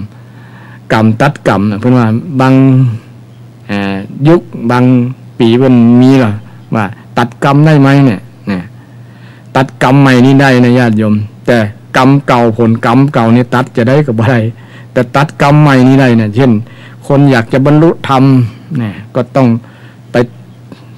ตัดกรรมด้วยปฏิบัติธรรมเพื่อที่จะบรรลุตัดกรรมที่เคยทำบดีมาเช่นกินเหล้าหรือว่าทำชั่วอย่างต่างๆเนี่ยไปตัดแต่นั้นนะมาทำดีแทนก็จะเป็นการตัดกรรมชั่วเป็นการตัดกรรมเช่นเดียวกันต้องตัดกรรมด้วยการกระทำใหม่การกระทำกรรมใหม่จึงว่าตัดกรรมได้แต่จะตัดผลที่เขาทำมาแล้วเนี่ยมันบ่ได้ผลแม้แต่พระโมคคัลลานะที่เคยทำสร้างกรรมมาแต่ก่อนก็ยังได้รับผลอยู่ถึงเป็นพระอรหันต์แล้วผลก็ยังติดตัวมาเนี่ยเป็นผลที่ติดตัวมาบ่ละเว้นไผ่ทั้งสิ้นเลยผลของกรรมเนี่ยไผ่จะมาห้ามบ่ได้แต่ว่าเขาจะตัดกรรมที่มัน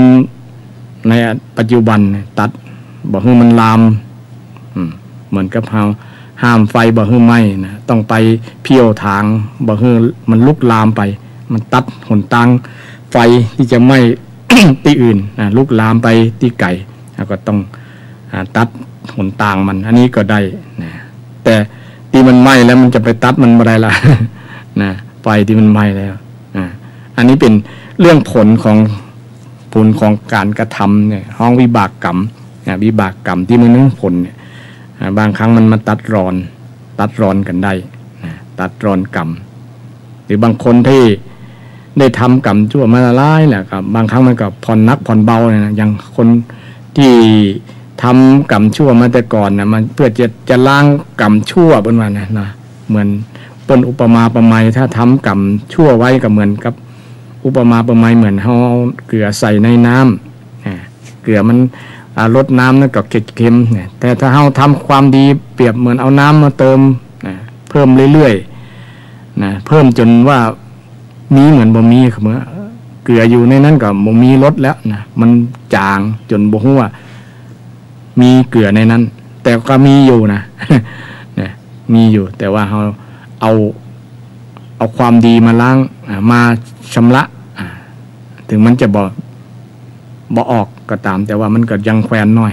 นะมันก็ยังจื่อว่าน้ำนั้นก็ยังทำให้เสียรสบ่มีรสเค็มอยู่นะยังเอาไปกินไปอย่างได้อยู่นะดีกว่าบ่ทำแต่ว่าการบาปกรรมบ่ทำอย่างเลยดีกว่านะเพราะว่ามันเป็นสิ่งที่จะให้ผลให้เราข้ามภพข้ามชาติได้นั่นเองนะแล้วกรรมที่ให้ผลตามนักตามเบาหรือว่าผลตามลำดับนะตามนักตามเบามี4อย่างญาติโยมนะผลของกรรมเนี่ยนะข้อแรกก็ว่าครุกรรมกรรมหนักกรรมหนักเป็นทางดีก็มีทางชั่วก็มีทางดีเช่นการทำคุณงามความดีเพื่อบรรลุทำสมาธิจนว่าได้ฌานได้สมาบัติได้มรรคได้ผลอย่างเป็นต้นเนี่ยก็เป็นกรรมการกระทำหนักอย่างหนึ่งนะต้องอาศัยความเพียรอาศัยความ ตั้งจิตตั้งใจแต่นะ จะได้บรรลุมรรคผลแต่กรรมนักที่บดีเช่นฆ่าพ่อฆ่าแม่ฆ่าผู้มีอุปการะผู้มีพระคุณฆ่าพระอรหันต์อันสิ่งเหล่านี้เป็นกรรมนักแล้วกรรมนักนี่จะให้ผลก่อนต้นแหละนะเพราะว่า มันเป็นธรรมชาตินะสิ่งที่นักมันจะได้รับก่อนนะอุปมาประไมยว่าเหมือนเขาทำอย่างนักมันจะหูทันทีเช่นแบกของนักนะมันร่างกายเขาก็จะได้รับทุกขเวทนานะจะเมื่อยจะอิดจะอ่อนถ้าเขาแบกของเบาๆมันก็เมื่อกว่าจะรู้สึกอันนี้ก็อุปมาฉันใดก็ฉันนั้นนะการทำกรรมนักก็จะได้ผลนักแล้วก็มันจะให้ผลก่อนเลยนะอันนี้เป็นผลตามลำดับพหุลกรรมคือกรรมที่เบากันมาบ้างพหุแปลว่ามากมันนักกรรมชิ้นก็ว่าอะไรกรรมที่ทำจนชิ้นจนติดนิสัยพวกน้องพหุลกรรมพหุลกรรมกรรมผลวิบากกรรมประเภทนี้ก็อาจจะให้ผลเป็นตามลำดับตามสืบไปผลในภาคหน้าอยู่ประมาณนั้นมันก็ให้ผลไปตามนักตามเบาตามนักตามเบาอันที่สามนี้อาสันกรรมญาติโยมอาสันกรรมนี้กรรมเมื่อจวนเจียนกรรมเมื่อจวนเจียนเนี่ยคือกรรมเมื่อใกล้จะตายผลของกรรมนี้มันจะให้ผลช่วงที่คนใกล้ใจจะขาดใจจะดับจิตเนาะจะดับจิตนี่อันนี้มีเรื่องหลายเกี่ยวกับเรื่องคนจะดับจิตใกล้จะตายนี่จวนเจียนเนี่ยมีเรื่องเล่านี่ก็มีเรื่องเล่าญาติโยมมีคนหนึ่งในสมัยพุทธกาลเนี่ยเป็นคนชอบฆ่าหมูฆ่าหมูชื่อว่านายอันยังสุกิระ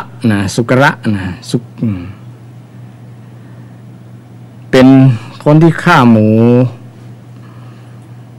ตึงวันมีอาชีพฆ่าหมู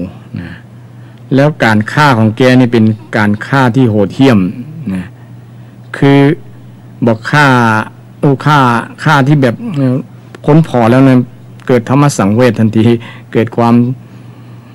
สลดหดหูใจทันทีเพราะว่าการฆ่าของแกนี่คือเอาไม้ไปกำปากหมูมันอ้าปากกำปากกำที่เขี้ยวมัดเขี้ยวติดไว้ทั้งสองฝั่งหมูมันอ้าปากเมื่อ ตั้งน้ำฮ้อนแล้วเอาน้ำฮ้อนนี่กอกปากหมูสัทธาลองคิดพอ นี่ไอ้เนี่ยไอ้ที่ฆ่าหมูนะฆ่าหมูแบบนั้นเอาน้ำฮ้อนลวกกอกไปในปากหมูจนหมูห้องทุรนทุรายจนใจขาด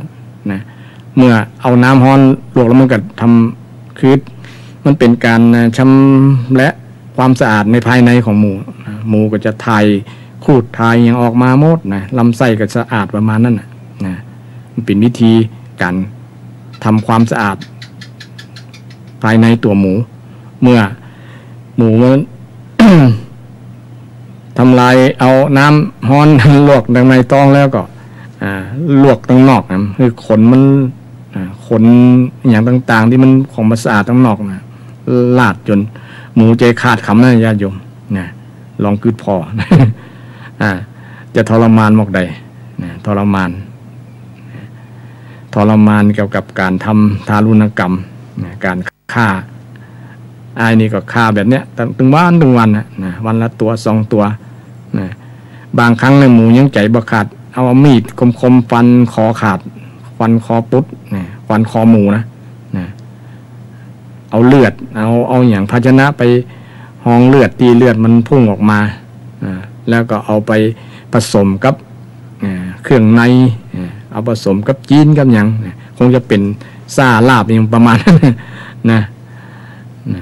ก็ไปกินแล้วก็ไปขายนะเอาไปขายเนี่ยถึงวันเนี่ยมันได้55 ปีศรัทธานะ55 ปีนะจนร่างกายชราภาพอ่อนเรี่ยวอ่อนแรงนะเพราะว่าแกทำมาตั้งแต่อายุประมาณสักกับประมาณ75แล้วเนาะก็เริ่มชราอ่อนแรงนะพอดีแกก็ล้มป่วยลงก็ยุติหน้าที่ไปในที่สุดโดยปริยายลูกหลานก็เอามาอยู่บ้านนะป่อใกล้ใจจะขาดนั่นน่ะนะสัก7 วันก่อนที่จะตายก็มีอาการที่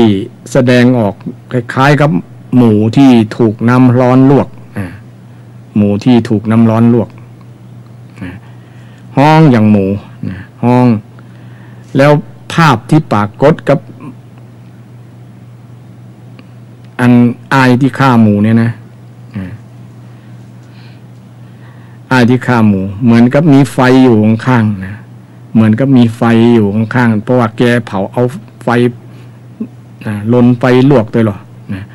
แล้วก็น้ำแล้วก็ห้อนนะอาการห้องอย่างหมูนะห้องอย่างหมูที่ถูกน้ำห้อนลวกนะห้องแล้วก็การสีเอาเหมือนกับ หมูเนาะการสีขาการสีขาคานไปมานะเหมือนกับหมูนะเหมือนกับหมูลูกหลานไปหันก็เกิดสลดจิตใจบุคคลยังไงก็ต้องขังป้อไว้ในบ้านนะหาทุกยาหรือหาหมอมารักษาก็บ่หายนะเพราะว่าอาการของป้อนี่ถึงว่า เป็นอาการสุดท้ายแล้วเนาะรักษาไผ่มาก็ก็นึกว่าอันอายนี่ยังฆ่าหมูอยู่นะ7 วันก็ได้ยินก็เสียงห้องนะเข้าใจว่าเป็นหมูห้องนะจริงๆเป็นอายที่ห้องเป็นหมูเสียงหมูนะเสียงหมูแม้แต่ภิกษุบิณฑบาตสัญจรไปทางนั้นใกล้ๆนั้นได้ยินเสียงก็มาปราลบกันว่าอายนั้นฆ่าหมูบ่หยุดบ่หย่อนเลยเนาะนะแล้วก็ไปกราบทูลพระพุทธเจ้าอายนั้นห้องจนวันที่7 วันที่8ดักแซบประวัติได้ตายนะตายด้วยการทุรนทุรายด้วยอาสันกรรมนิยาโยมกรรมเมื่อจุนเจียนนะกรรมเมื่อจุนเจียนใกล้ตายนะมันหันภาพนะผลของการกระทำบาปนะผลของการกระทำบาปจุนเจียนเมื่อใกล้ตายก็หมู่ตุเจ้าภิกษุทั้งหลายก็ไปกราบทูลพระเจ้าว่าอายนั่นนะฆ่าหมูมันห้องเป็นเอ็นดูตีน่าสังเวชเป็นตีน่าเอ็นดูสงสารหมูเนาะ ห้องแต่ห้องว่า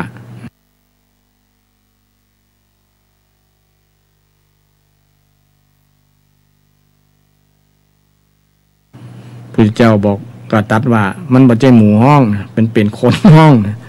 พระเจ้าก็ฮู้เรื่องนั่งทำไมพอว่าอายนี่ผลของกรรมจะให้ผลละนะที่ให้ผลกับคนที่ฆ่าหมูก็เลยตัด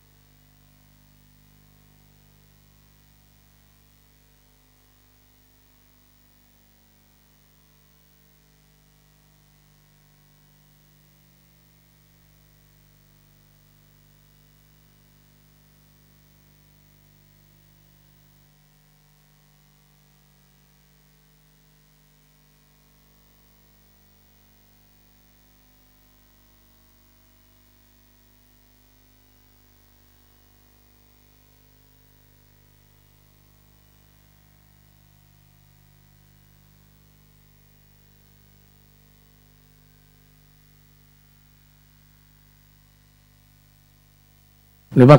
เตียวไปกระยงกระยิงอย่างประมาณนั้นนะอย่างกรณีของภาษาลีบุตรอย่างว่าเดินแบบ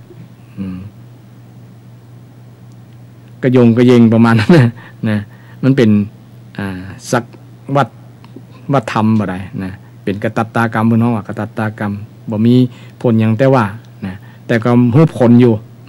มันก็เป็นผลอยู่นะมันก็เคยตัวเคยนิสัยสั่งสมไปนะเช่นคนเคยเนี่ยอย่างมากมันเป็นนิสัยจนชินเนี่ยประมาณนั้นนะสักว่าทำหรือว่ากิริยากะแอมกะไออย่างเป็นต้นเนาะนะบางครั้งเราตั้งใจกะแอมก็มีเนี่ยนะหรือว่าบ่ตั้งก็ได้ มันเป็นสักว่าทำนะสักว่าทำสิ่งเหล่านี้ผลวิบากผลกรรมเหล่านี้เนี่ยมันเป็นผลที่เป็นหลักคำสอนในทางพุทธศาสนาศรัทธาลองไปพิจารณาฟังแล้วเนาะว่าผลที่คือตามการเวลาก็ดีคือตามกิจตามหน้าที่ก็ดีคือตามนักตามเบาก็ดีเนี่ย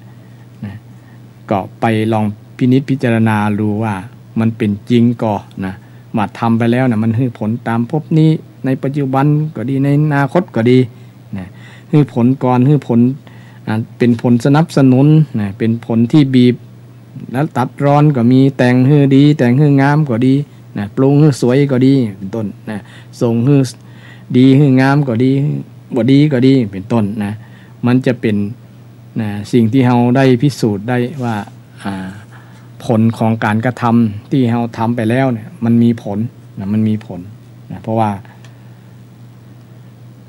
เป็นหลักความเชื่อ หลักความเชื่อนี่มันอยู่ในหลักของความจริงตัวนะเป็นสิ่งที่พิสูจน์ได้ถึงคนจะเชื่อบ่เชื่อมันก็เป็นผลจ้านนะทำไปแล้วก็เป็นผลเช่นเขาปลูกข้าวไปแล้วเนี่ยเขาบ่ต้องหวังว่าจะได้ห่วงข้าวได้เม็ดข้าวหรือว่าบ่หวังมันก็ต้องมีห่วงอยู่แล้วนะมันเป็นจ้านนะผลของเขาทำไปเนี่ยเขาต้องบ่ต้องหวังผลมันก็ต้องให้ผลอยู่ดีนะถ้าเขาทำดีมันก็ได้ผลดีอย่างพระพุทธเจ้าได้ตรัสว่ายาที่สังว่าปเตพีชังตาที่สังละปเตพลังกัลยาณกาลีกัลยาณังปาปกาลีจะปาปกังนี่นะซึ่งแปลว่ายาที่สังวะปเตพีชังนะหวานพืชเช่นใดนะตาที่สังละปเตพลังย่อมได้ผลเช่นนั้นกัลยาณกาลีนะคนทำกรรมดี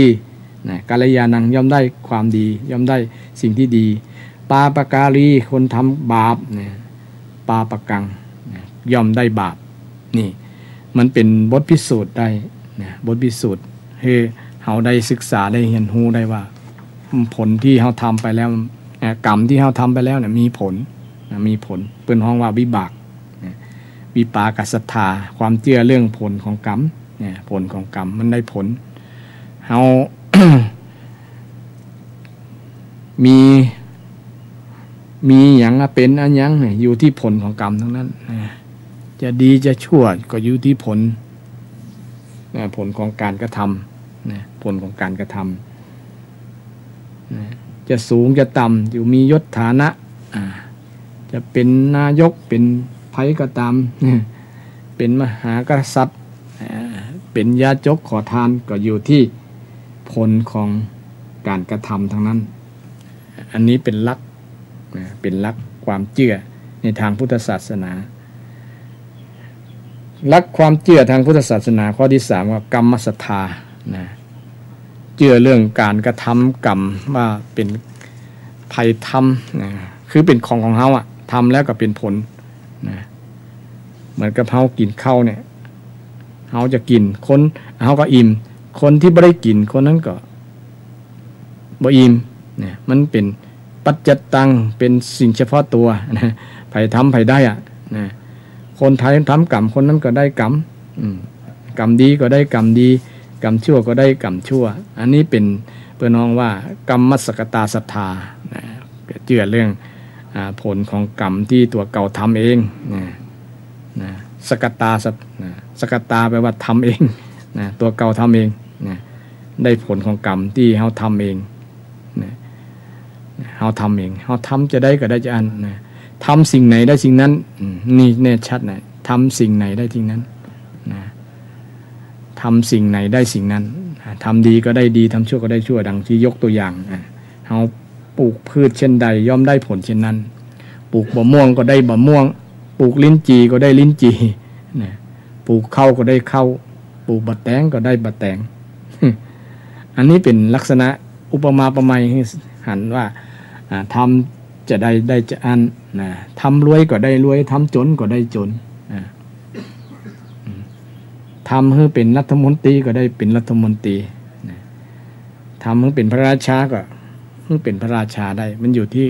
กรรมทั้งนั้นนะกรรมทั้งนั้นอันข้อสุดท้ายญาติโยมนะตถาคตโพธิศรัทธาซึ่งว่าเชื่อเรื่องการตรัสรู้ของพระพุทธเจ้าพระพุทธเจ้านี้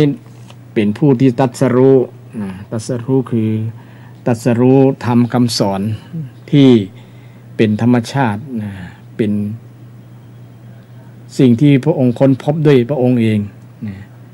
บ่มีไผเป็นครูบาอาจารย์มีคนแรกเป็นคนเดียวในโลกญาติโยมเป็นบุคคลเดียวในโลกที่ตรัสรู้เองตรัสรู้ด้วยพระองค์เองตรัสรู้ด้วยพระองค์เองในฐานะที่เราเป็นชาวพุทธเราก็ควรเชื่อเราเชื่อคำสอนของพระพุทธเจ้าเชื่อคำสอนพระพุทธเจ้าเพราะว่าคำสอนพระพุทธเจ้าเป็นคำสอนที่ถูกต้องที่ถูกต้องที่ว่าถูกต้องเนี่ยคือเป็นคำสอนที่ทำเชื่อแล้ว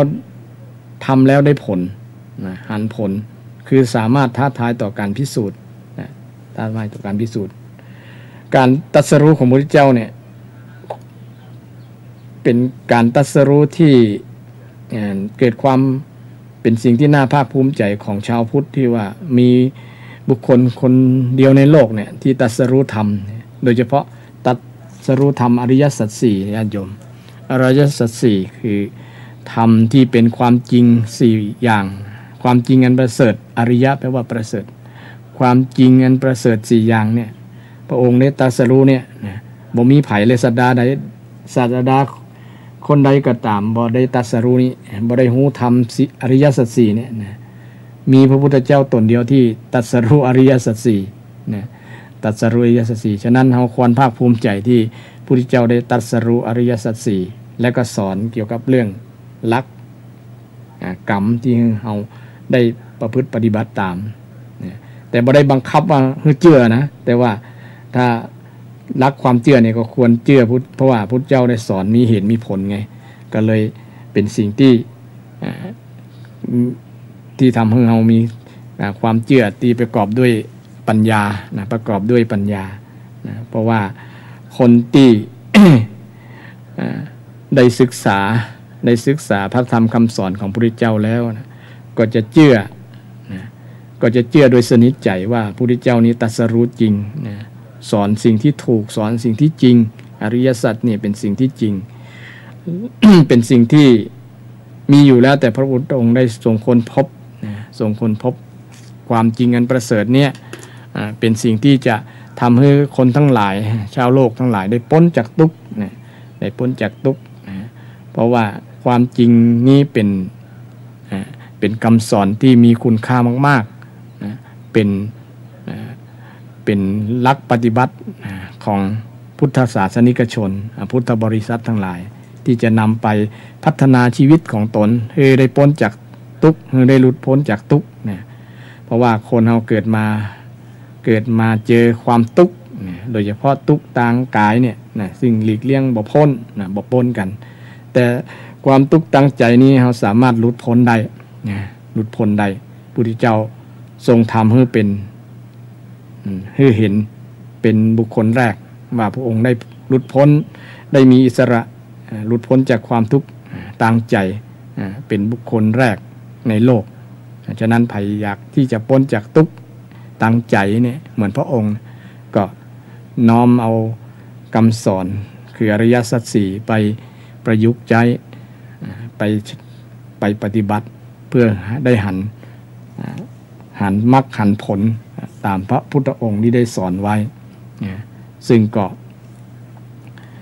คำสอนเกี่ยวกับเรื่องรักความเชื่อพระพุทธองค์ก็ได้สอนให้ท่านทั้งหลายได้เชื่อเรื่องกรรม เรื่องผลของกรรมเรื่องทำแล้วเฮาได้นะทำแล้วเฮาได้เช่นคนอื่นจะได้เหมือนกับเฮาทำเนี่ยก็บ่ได้เพราะว่ามันเป็นคนละคนนะแต่บุคคลจะได้ก็ต่อเมื่อมันมีอย่างหนึ่งคือมีลักษณ์ที่ว่าอนุโมทนาเช่นเฮาไปทำบุญหันเฮาไปทำบุญที่วัดเนี่ยมีคนหันเฮาไปเนี่ยถ้าเขาอนุโมทนาก็ถือว่าเขาได้ทำอยู่นั่นแหละนะ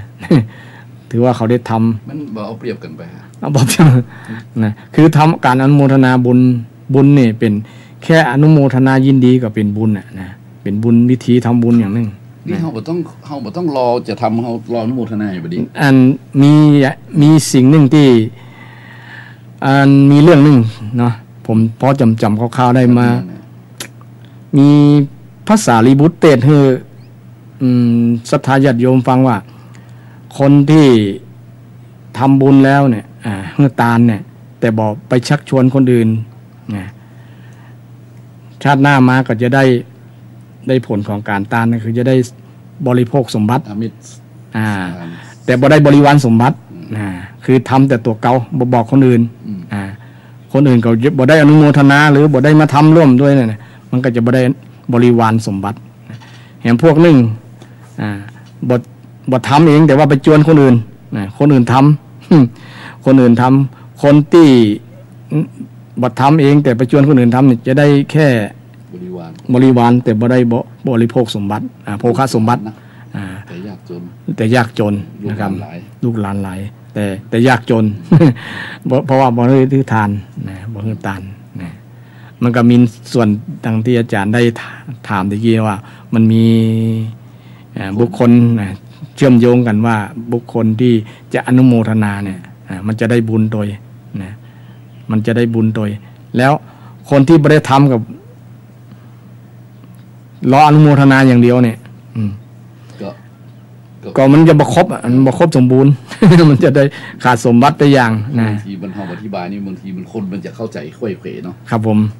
งั้นบ่ต้องไปทำละรออนุโมทนาอ่ะคนมันจะคือ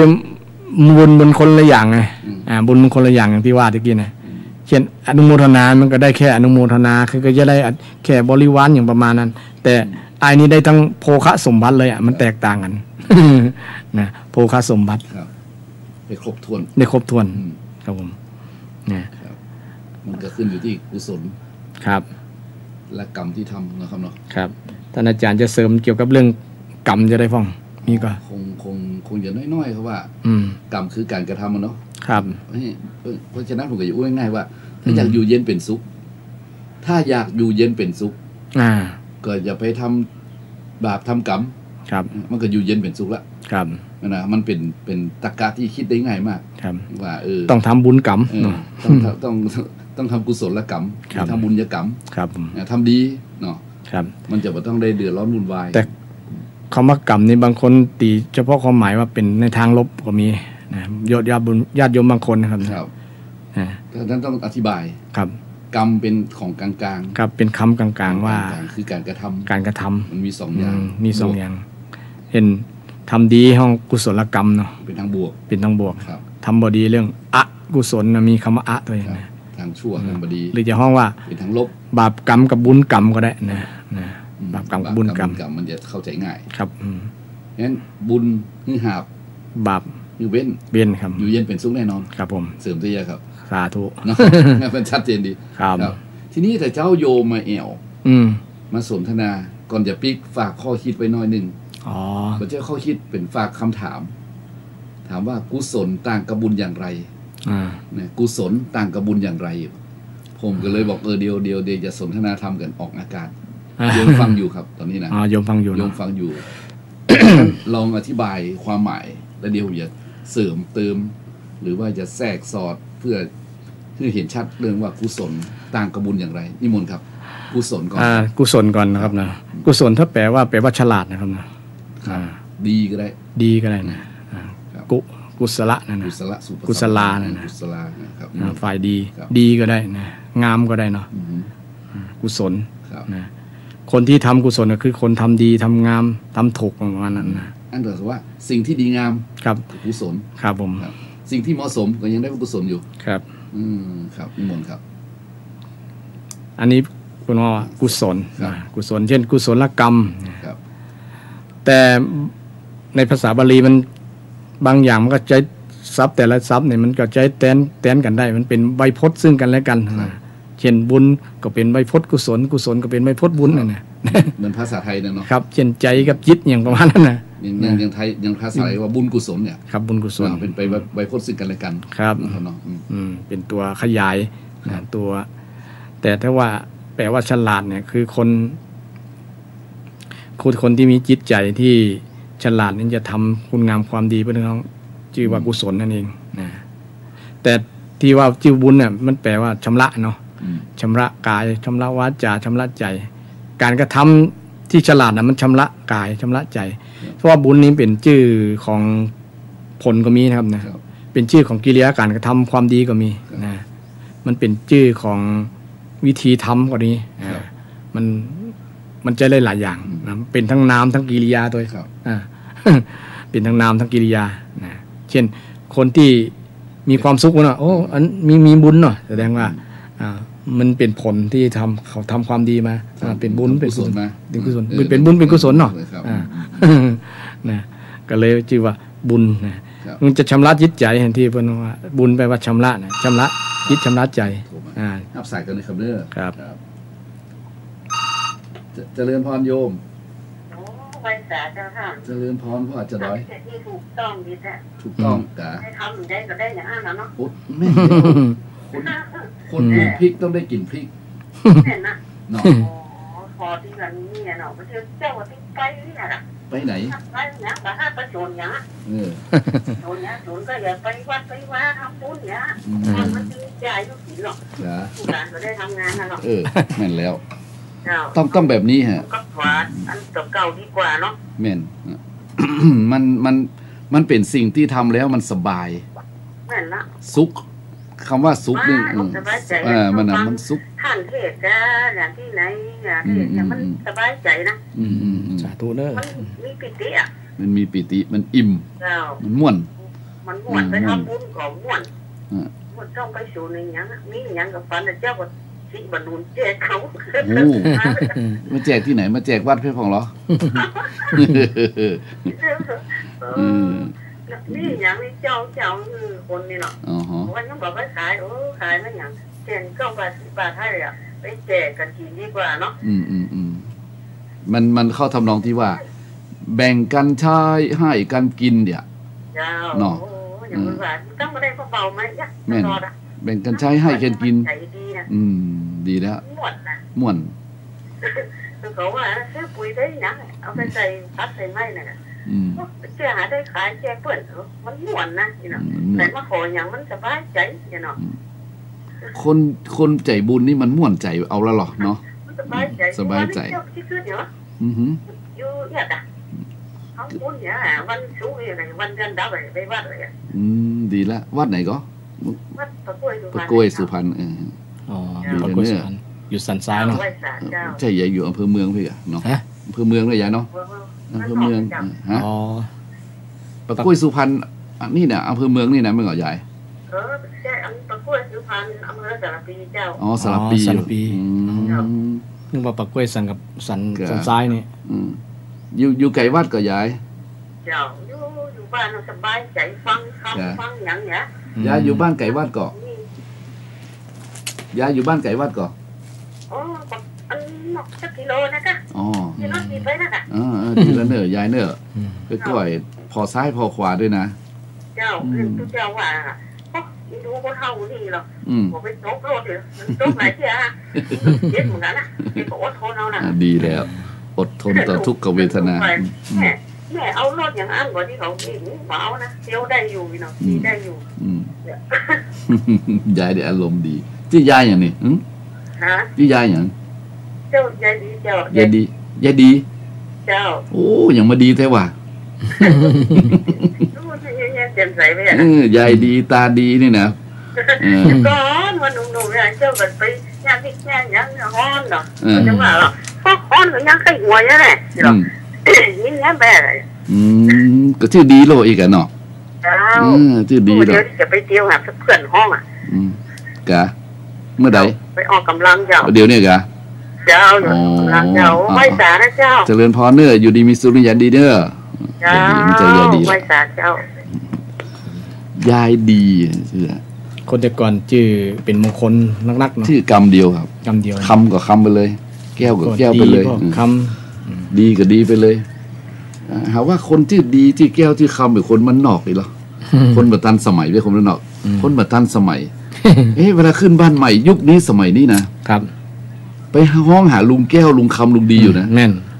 เป็นมงคลอ่ะเป็นมงคลครับเนาะครับเอามาเนี่ยลุงแก้วลุงดีลุงคำมาอย่าครับแม่นแม่นนะครับครับมาหาห้องหาไอเอสชื่อเก่าๆเอามาแล้ววัดดงดีเนี่ยเป็นไปอย่างไปเจิมรถไปอย่างรถออกรถใหม่ๆนะไปวัดดงดีครับแต่บานมารถไอ้วัดไอ้สันอุ้มจะเพราะว่าจะเปลี่ยนวัดจกดีอย่างว่าจกดีครับน้องเนี่ยครับเราจะเป็นผลกับนั่นก็ชื่อนั้นสำคัญชนะชื่อกันเนี่ยครับก็มีผลครั้งนั่นด้วยนะในด้านจิตวิทยานะครับเนาะครับในด้านความถ้าใจแข็งนี่เป็นอย่างวัดป่าเศร้ายังมาอยู่วัดป่าเศร้ามัดมืออยู่โหมัดมือตุลุงมัดมือเลยเนาะอันนี้ต้องอาศัยบารมีของเจ้าวาดนี่คือกรรมุนาวัตติโลโกครับแม่นสัตว์โลกทั้งหลายเป็นไปตามกรรมครับครับแม่นดีแล้วเพราะฉะนั้นมันก็เป็นสิ่งที่ดีอ่ะอย่างชื่อดีก็ดีนะชื่อดีชั่วก็มีนะแม่นมันก็แม่นมันไผ่มันรักเนี่ยบัดดีนะไผ่มันรักของตาไว้ดิก็บัดดีนะไไอ้มันบัดดีเนี่ยมันลุงลังไอ้บัดดีนะมันมี2อย่างครับมันเอาถึงบาปบุญคุณโทษมั้งครับบาปคู่กับบุญเนาะครับเนาะคุณคู่กับโทษเองครับประโยชน์คู่กับสิ่งไม่ใช่ประโยชน์เนี่ยกุศลกับคู่กับอกุศลเนี่ยมั้งครับมันมีเหรียญก็มี2ด้านก็ชื่อขนาดชื่อดีเลยนะตั้งชื่อข่มนาไว้เลยนะยังไปลากของเพื่อนอยู่ใครมาลากของตาไอ้บาดีไอ้บาดีเนี่ยว่าโอ้โหลุงลังเลยนะครับเพราะฉะนั้นก็แต่เจ้าผมพูดถึงเรื่องว่ากรรมชั่วนี่เป็นดังกำแพงกั้นขวางทางบุญที่น่ากลัวนะครับอย่างกรรมตัดรอนอย่างที่ว่าเนาะกี่เนี่ยครับที่คุณอู้เรื่องกรรมนะครับกรรมมันตัดรอนมันเป็นเรื่องที่บางคนนี่ถ้าเข้าใจเรื่องเหล่านี้เพื่อจะขยันในการทำความดีครับเพราะว่าเพื่อเข้าใจเรื่องกรรมเนาะครับกรรมบางอย่างมันทำให้คนท้อใจอย่างนี้แล้วเขาไปทำดีตลอดมาผลดีอย่างไรประมาณนั้นเนาะมันตอบมาซ้ายอย่างบุญยังไม่ได้บุญเนี่ยประมาณนั้นนะคิดอย่างนี้ก็มีแต่บนเนี่ยมันเป็นสิ่งที่พิสูจน์เรื่องผลกรรมมันเช่นเดียวกันว่าอดีตกรรมอดีตชาติเนาะเคยสร้างอย่างมานั่นประมาณนั้นความจริงแล้วการทำบุญนี่นะครับคือเขาต้องเข้าใจคำเมื่อกี้เขาแยกกุศลกับบุญเหมือนครับเนาะครับบุญหมายถึงความชำระนะไม่ครับบุญความหมายหนึ่งที่ว่าตะกี้นะครับเนาะครับบุญแปลว่าการชำระการชำระจิตใจให้สะอาดบริสุทธิ์ครับไม่ก็ให้เบาบางจากความหม่นเล้าเศร้าหมองครับเพราะฉะนั้นเราลองดูตัวที่การกระทำนะครับคนทำบุญคือการกระทำอะไรคือทานน้ำใหม่ใช่ไหมครับการกระทำทานน้ำใหม่นี่มันคือทำให้โลภะมันลดลงครับครับความตนีนี่มันหายไปมันหูจักแบ่งเป็นอย่างใหญ่ดีอย่างครับมีมนุษย์เนี่ยสิมนุษย์แจกเพื่อนเนี่ยอย่าดีโอ้ดีครับนะครับเปิดมีจิตเป็นกุศลเป็นกุศลจิตเป็นบุญนะเนี่ยจิตเป็นบุญจิตเป็นกุศลคือถ้าบ่มีจิตบุญนี่มันเป็นหื่อว่ะคือคนคิดฉลาดก่อนแล้วก็ทำบุญครับคนคิดแบบนี้คือคนคิดจะหื่อเนี่ยก่อนละคนคิดจะคือคนอื่นเนี่ยคือเป็นคนฉลาดครับเป็นคนฉลาดมองไก่คนฉลาดนี่มองไก่นะแม่นครับมองไก่ไม่ใช่ว่าไก่ในคนทำมันไก่ชาตินี้นะครับเนาะครับไก่5 ปี10 ปีนะครับเนาะครับบางคนฉลาดไก่แถมชาติหน้าก็มีนะครับภพชาตินี่สำคัญเลยระวังเนื้อไปทำบาปนั่งเนื้อข้ามภพข้ามชาตินะอย่าครับอันนี้สมองไก่มั้งเหรออันนี้ก็เป็นข้อคุณว่าข้ออ้างอย่างไม่ใช่ข้ออ้างนะข้อที่เป็นทำให้คนบ่ประมาทในอนาคตครับคือว่าอย่างเช่นอ้างอนาคตว่าต่อไปคิดไก่นะเนาะว่าเดี๋ยวลูกหลานจะว่าจำตำนี้เอาไว้ประมาณนั้นนะคิดไก่นะถ้าสร้างถ้าสร้างไว้แล้วลูกหลานก็จะชื่นชมว่าโอ้อายนั้นปอนั้นปอนี่แม่นั้นแม่นี่ทำนี่ไว้จะชื่นชมมือล้นเนี่ยประมาณนั้นเป็นคิดไก่นะคิดไก่ เช่นสร้างวัดสร้างวาไว้นะสร้างอันนั้นสร้างนี่สาธารณประโยชน์เนาะสร้างโรงยาโรงพยาบาลไว้อย่างเป็นต้นนะมองไก่เพื่ออนาคตข้างหน้าประโยชน์ทั้งโลกนี้และโลกหน้าคนฉลาดจริงมองไก่ในการทำคุณงามความดีโดยเฉพาะการฮื้อนะห้าทานเนาะอย่างเมวิดีว่าอะไรเงี้ยนะดีว่าอะไรครับนี่มันต้องเป็นแบบนี้ครับผมรู้ว่ามันโลกมันจะเจริญนะวันนี้ผมอู้ถึงความจริงแล้วผมตั้งประเด็นไว้จะดีนะครับที่คุณอู้มาถูกตรงที่ผมตั้งไว้เลยผมตั้งว่าต่างคนต่างมาต่างคนก็ต้องต่างไปใครทำใครได้นะครับวันนี้คุณก็มาอู้ยี่เลยนะตรงประเด็นนะครับตรงประเด็นเลยต่างคนก็ต่างมาอย่างคุณกับพระครูสิริอมราภิรัตน์มั้งเหรอครับก็ผมเนี่ยต่างคนต่างมานะครับแล้วทีนี้มาเจอกันนะครับได้เป็นสหธรรมิกได้เป็นกัลยาณมิตรนะครับอันนี้เป็นบุพเพสันนิวาสครับผมเป็นบุพเพกตปุญญาตานะครับแม่ครับที่ได้สร้างกุศลกรรมร่วมกันเลยก็เลยมาโคจรในสังสารวัฏนี่นะครับอันนี้เป็นการสร้างกรรมร่วมเนาะสร้างกรรมร่วมในส่วนดีกรรมร่ว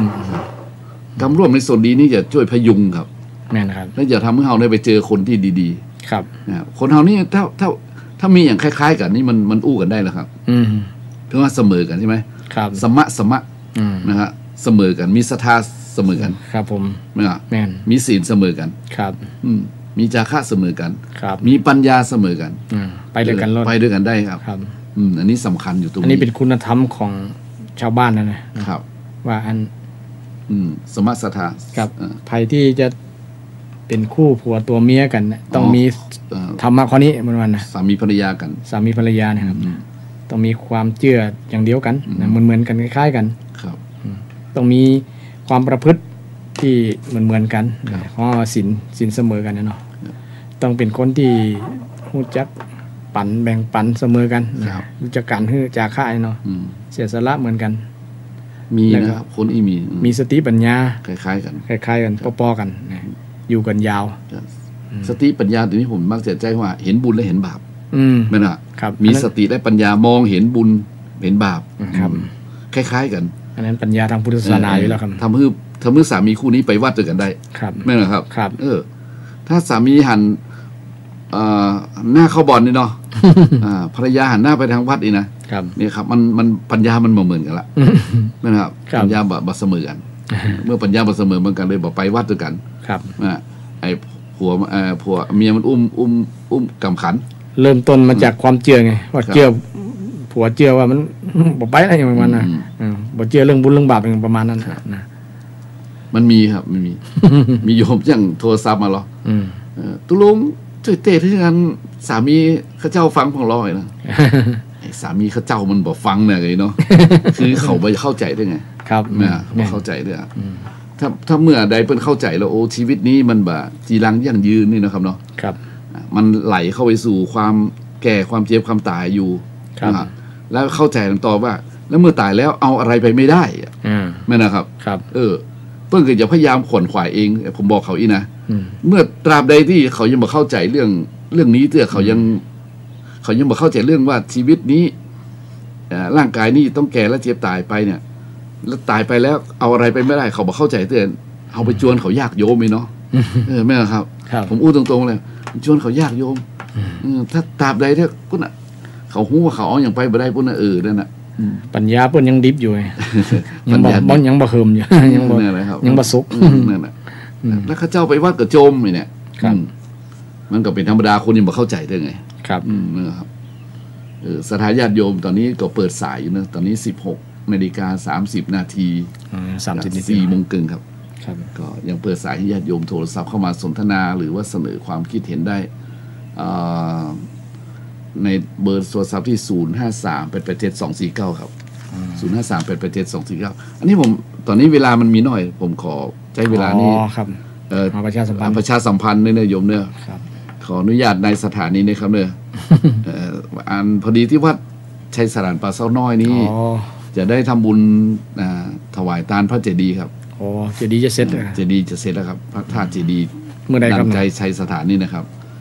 แต่จะตานวันที่8ครับ8เมษายน2561นะครับนิมนต์ครูบาอาจารย์มาเวลาประมาณบ่ายโมงครับวันที่8เมษาครับเนาะแฮมเดือนปลายเนาะโอ้วันนี้เดือนกว่าวันนี้ที่10มาถึงเดือนได้15 14แล้วเนาะมาถึงเดือนเกินเดือนปลายหน่อยเดือนปลายที่1ก็เริ่มงานเพราะฉะนั้นเชิญชวนญาติโยมทั้งหลายเนาะจะได้ยินได้ฟังนะแล้วก็ขอมาร่วมบุญเชิญร่วมบุญเพราะว่าเป็นวันอาทิตย์ที่8เป็นวันเกิดผมเองทำบุญฉลองด้วยวันเกิดทำบุญวันเกิดด้วยรวดเอาตานเจดีย์นะครับเอาตานเจดีย์เนี่ยเป็นฉลองวันเกิดที่ตัวเก่าครับผมคือผมไม่ได้ทำเองหมดนะญาติโยมเอาสตางค์มาฮื้อเอาสตางค์มาเอาแปลงทอดผ้าป่าทอดกฐินพองฮับนั่นทำนี่ไปเพียงแต่ว่าเราเป็นการควบคุมดูแลครับเป็นสะพานบุญเอาสตางค์เพื่อนมาแปลงเจดีย์นะครับเนี่ยเพราะฉะนั้นเกิดได้เวลาที่จะถวายทานแล้วเนอะไผ่ว่างอยากขอเชิญชวนมวลบรรดาศรัทธาญาติโยมอยากมาวัดชัยสดานป่าซ่อนน้อยก็ครับวันที่8เมษายนนะครับที่จะถึงเนี่ยเป็นวันอาทิตย์นะครับเนาะเจดีย์นี่เป็นทรงอย่างครับเนี่ยทรงประยุกต์ครับทรงทางบนนี่เป็นรูประฆังคว่ำสวยดีครับทางข้างล่างนี่ก็เป็นเรียกว่าเป็นคือตามใจสถาปนิกหน่อยเอาที่หั่นหน่อยที่นี่หน่อยมาผสมผสานกันเป็นกลีบบัวเป็นอย่างครับแล้วก็มีพระพุทธรูปประจำทั้ง4ทิศนะครับก็ทำตามธรรมเนียมคือบรรจุตั้งแต่รากฐานมาแล้วครับแต่คนดินพวกนี้รูปมันนะแล้วก็ตั้งฝ่ายยอดธาตุก็นี่บูรณะใหม่หรือว่าทำใหม่เลยจะได้ทำใหม่เองเลยครับหมายว่าขุดดินทำใหม่เลยนะครับวางตะแกรงเสาเองเลยครับเนี่ยเพราะว่าผมย้ายโบสถ์เนาะย้ายโบสถ์ไปด้านหน้าครับแล้วเหลือที่ว่างนะ9 เมตรเองครับก็เลยทำเจดีย์ขึ้นมาดังนั้นเจดีย์ก็เลยอยู่หลังโบสถ์จับพอดีครับดีเลยมันจับกับสถานที่เนาะจับกับสถานที่ครับก็ทำไว้เพื่อเนี่ยครับเป็นอนุสาวรีย์ได้ยินว่าบรรจุอย่างเขาจันบรรจุ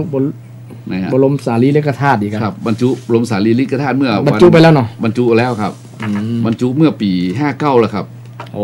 ปี59บรรจุนะครับ2 ปีมาครับปี60ก็ยกยอดชัดนะครับยกยอดชัดปิดทองนะครับแล้วก็ปี61นี่ก็จะตานนะครับ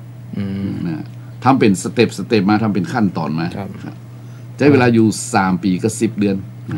ปรมีกำลังขึ้นแปลงพร้อมเดียวกันครับก็ดึงซ้ายดึงขวาเอามาหมุนเนี่ยครับคือเฮาอู้แล้วมันเป็นธรรมะครับเงินแบงค์พัน100 ใบนะครับเป็นแสนเนาะ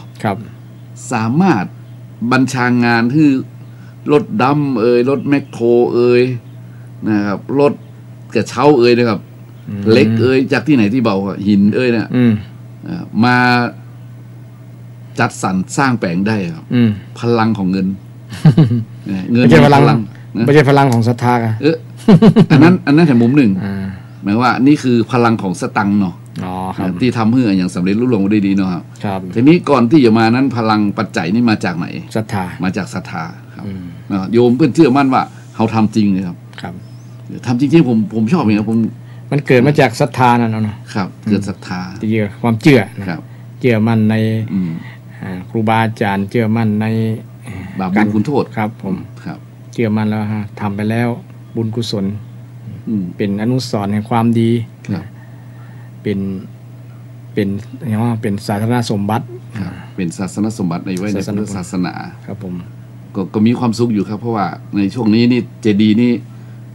ท่านพระครูลองคิดดูเจดีย์นี่เป็นทรงยอดขึ้นไปนะครับแหลมทะลุฟ้านะครับอย่าลืมนะครับเสียดฟ้านะครับเสียดฟ้าเนาะเสียดฟ้าขึ้นไปถึงแม้ว่าบ่ใหญ่เต้าเจดีย์ใหญ่ๆนะครับเนาะวัดเนื้อที่วัดมันน้อยแต่ก็เป็นตรรกะที่ว่ามันเป็นรูปที่พุ่งขึ้นบนฟ้าเจดีย์เพราะฉะนั้นผมเลยมีความเชื่อมั่นโดยเอาตัวนี้มาเป็นความคิดว่าในช่วงระยะนี้อันอย่างเมื่อก็โยมโจมเมื่อตกต่ำเศรษฐกิจต่ำอันอย่างเมื่อเขาลองถวายเจดีย์นะฮะคือแสดงว่าส่วนกระแสเศรษฐกิจเนาะครับแม่นะฮะอย่างผมตั้งปฏิฐานไว้โยมก็มาช่วยครับโยมมาช่วยฮับช่วยหอมช่วยห่วมบุญห่วมตาเนี่ยมันก็เป็นบุญหน้าบุญครับคือเขาดู ดูเจดีย์มันปุ้งขึ้นมาครับเนาะเนี่ยบอกโยมเนี่ยชีวิตจะมีความสุขมันต้องขึ้นสูงพุ่งต้องขึ้นสูงครับผมเพราะฉะนั้นสาธุด้วยครับพยาตานเจดีย์ก็เจอเนาะวันที่8นะที่8เมษายนครับนิมนต์ตั้งแต่ไหนฮะหมดเวลาแต่ใดต่อไปอ๋ออันผมจะแห่พระพุทธรูปประจำวันเกิดก่อนเจิญโยมมาตั้งแต่เจ้าเลยเนาะตั้งแต่เจ้าเลย9 โมง 10 โมงมาได้เลยเนาะมีโรงทานบ่กั้นบ่อดเนาะถ้าโอ๊ตนี่ก็โอ๊ตพ่องถ้ากั้นก็กั้นพ่องแต่เขาก็มีโรงทานโยมก็มาช่วยครับโยมมาช่วยทำโรงทานเลี้ยงน้ำเลี้ยงอย่างไปตามเรื่องมันเป็นเดือนเมษาหรอกมันใกล้จะปีใหม่นะครับท่านพระครูถ้ามาวัดป่าเศร้ากั้นกับบ่ใจลายละจ้ามันก็ดีครับ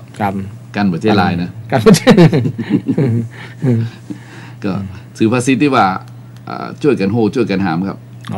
ช่วยกันตามช่วยกันตุ้มครับอันใดบอกกุ้มอู้กันตามมีนะครับก็โอขันติสามัคคีกันไว้คือน้ำใจกันไปครับเพื่อนก็เฮามีใจอย่างเดียวกันเนี่ยครับนี่เนี่ยก็ช่วยกันทำครับเพราะฉะนั้นเชิญญาติโยมเนาะครับผมท่านพระครูก็ชวนญาติโยมมาเจอเนอะได้ครับได้นะครับเนาะได้นะครับวันที่8 เมษายนใกล้สงกรานต์นะครับใกล้สงกรานต์เพราะฉะนั้นสงกรานต์นี่ก็ใกล้ปีใหม่เนาะใกล้ปีใหม่ใกล้หรือว่าทำบุญปีใหม่ตัวเนาะหน้าดอกไม้บานครับดอกไม้หอมสัญลักษณ์ของปีใหม่ตั้งเหนือเฮานี่เมษามันจะมีดอกชนิดหนึ่งดอกหอมดอกเข็มอาจารย์ดอกเข็มขาวๆนั่นนะดอกเข็มขาวๆนี่จะอยู่ริมน้ำริมคลองครับแต่ก่อนผมเห็นละออนนี่เยอะเลยมันหอมกันคือมันบานมันหอมครับดอกเข็มนี่มันจะบานปีใหม่เนี่ยครับเขาเตียวพอดอกมันบานมันต้อนรับอะครับมันเหมือนกับว่ามันหูยามนะหูยามมันเป็นบอกยามผมสังเกตหันก็ดอกอันลมแรงนะดอกคูณนะดอกคูณเป็นสัญลักษณ์ปีใหม่ครับอันนั้นมันหอมนะหอมแต่ดอกเข็มหอม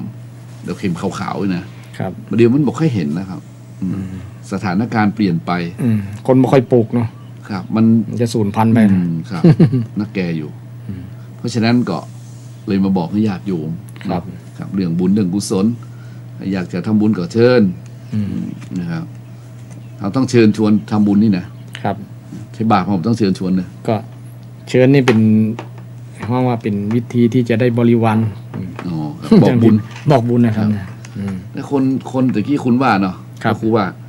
คนบางคนพระเจ้าพันเทศนาไว้เนาะคนบางประเภทให้ทานนะครับไม่ชวนนี่เนาะครับเนาะบางคนชวนแต่ไม่ทานนะครับบางคนบจวนแล้วกับบตานด้วยบางคนบจวนตัวบตานตัวและคนที่สุดท้ายคือจวนตัวทำตัวเนี่ยให้ทานด้วยชวนคนนั้นคนนี้ด้วยครับวิบากผลกุศลของคนเหล่านี้ที่เกิดมาแล้วต่างกันครับคนที่ให้ทานแล้วไม่ชวนจะบ่มีบริวารบริวารน้อย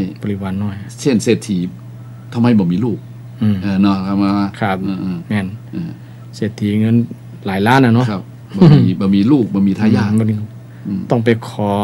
กับเทวดาลูกค้าเทวดามีหลายล้านหรอบางคนชวนแต่ไม่ให้ทานครับเนี่ยประเภทที่2ครับชวนเป็นเนอชวนเตอะมาแต่ตัวเองบัตานมีบางผลมันก็คือครับได้กับบริวารจะยากจนน่าคิดนะครับมันมุมกลับเลยเนาะก็อยู่ตามสังคมก็มีหลายเนาะบางคนเนี่ยโอ้ฐานะบดีแต่ว่ามีคนมาหุ่มมาล้อมเต็มบ้านนะเลี้ยงบ่กุ้มที่คนรวยยังไปเกิดอีกบ่เกิดมันนะมันเกิดบ่ได้เนาะครับผมอันนี้ส่งมันบ่ส่งคนประเภทที่3ผมต้องอู้เลยเนาะไม่ทานไม่ชวนนี่นะถือว่าจบเลยนะครับจบเลยเป็นคนอนาถาครับบ่มีอย่างสักอย่างอนาถาก็คือบ่มีที่เปิ้งครับจะเปิ้งไผ่อะเปิ้งบุญเนาะเปิ้งบุญเปิ้งบ่ได้เนาะบ่ได้ทำบุญไว้บ่ได้ทำบุญไว้บ่ได้ทำบุญไว้ครับคนที่บ่มีบุญเป็นที่เปิ้งนี่มันดูได้ไงครับท่านพระครูมันดูได้มันดูต้องความเห็นของพระครูคนที่บ่มีบุญเป็นที่เปิ้งเนี่ยมันดูได้ชัดๆก็ปัจจุบันนี้ก็หันเกินตาแล้วครับอย่างที่ว่ามานะครับผมมี มันบ่มีบุคลิกมีอันยังไงราศีราศีนะสง่าราศีบุญบ่จับเนาะบุญจับออร่าบ่เกิดออร่าบ่เกิดนะออร่าบ่มีครับน่าคิดเหมือนครับอย่างที่เขาว่าเนี่ยจะหาบน้ำไปขายก็ไม่คานหักเนี่ยครับเก็บพักไปขายพักก็เหี่ยวเฉาซื้อครัวก็ไผก็บ่เอาขายครัวเขาก็บ่ซื้อเนาะครับมันเป็นบาปประกรรมพืชผลครับในอดีตเคยมีนะครับเนี่ยครับเคยอ่านในสมุดเขาแว่วๆนะที่ว่าคนมีบุญเนี่ยครับคือคนบุญหมดแล้วปุ๊บเนี่ยทองคำกับนี้เข้าเปลือกเข้าสารกลายเป็นท่านหินกลายเป็นดินเนี่ยจื่ออย่างเรื่องนั้นนะเราไปนั่งขายอ่ะมีคนทักว่าถ้าคนมีบุญจะหันดินอะไรอย่างแล้วเนี่ยนะครับก้อนอีเราเนี่ยจะกลายเป็นทองคำเนี่ยนางในอีสาโคตมีกันอีสาโคตมีครับครับบ้านแกเป็นลูกสะใภ้อันแก่คนนี้ไอ้พ่อคนเนี้ยเคยเป็นคนรวยมาก่อนทีนี้ทรัพย์สมบัติทั้งหลายเนี่ยกลายเป็นทานเป็นดินเป็นอย่างหมดอ่ะครับก็เลยนั่งเศร้าใจโอ้อย่างมาแต่ว่านะโชคชะตาอย่างมามาเกิดกับฮอแต่ว่าก็เลยบ่ฮู้จะไปเปิ้งไผแต่มีคนหนึ่งคนฉลาดแนะนำว่าท่าน มีลูกบ่าวเนี่ยคือไอ้ที่จะเสาะหาลูกสะใภ้แหละลูกหญิงนี่นะหาคนที่เป็นคนฉลาดคือมานั่งขายทานขายเนี่ยเวลาเขาผ่านไปผ่านมาเนี่ยคือตอบว่าลองพอว่าถ้าคน มีหญิงคนไหนอู้ว่าเขาเจ้าขายท้องขายอย่างเนี่ยไอ้ทานนี่จะกลายเป็นท้องทันทีประมาณนั้นนะมีหญิงคนอื่นบอกว่าแบบนี้สักคนแต่มีคนว่าคือเนี่ยนางคนเนี้ยว่าแล้วก็เลยทรัพย์สมบัติเลยกลายมาเป็นทองตักขึ้นมาดินหินกลายเป็นทองคำเหมือนเดิมเป็นทองคำอย่างเดิมก็เลยเปิงอกเปิงใจทั้งที่คนมีหญิงคนเนี้ยผมอาจจะจำผิดก็ได้เกษาโคตมีเนี่ยนะที่มีลูกแล้วลูกตายอุ้มลูกไปหาอันนี้คนละคนอ่ะคนละคนอาจจะจำผิดครับเดี๋ยวเวลาครับอันนี้เป็นพูดถึงว่าบุญบะหมี่เนาะบุญหมดแต่คนที่มีบุญเนี่ยจะหันจะตาแหลมคมอ่ะหันขี้ดินขี้เปอะประเทศดินแล้วเนี่ยทองคำเนี่ยไม่หรอครับผมเป็นยุคไก่เป็นทองเหมือนของนายปุณณะไงในปุณณะที่ไปไถนาครับผมครับไถนาแล้ว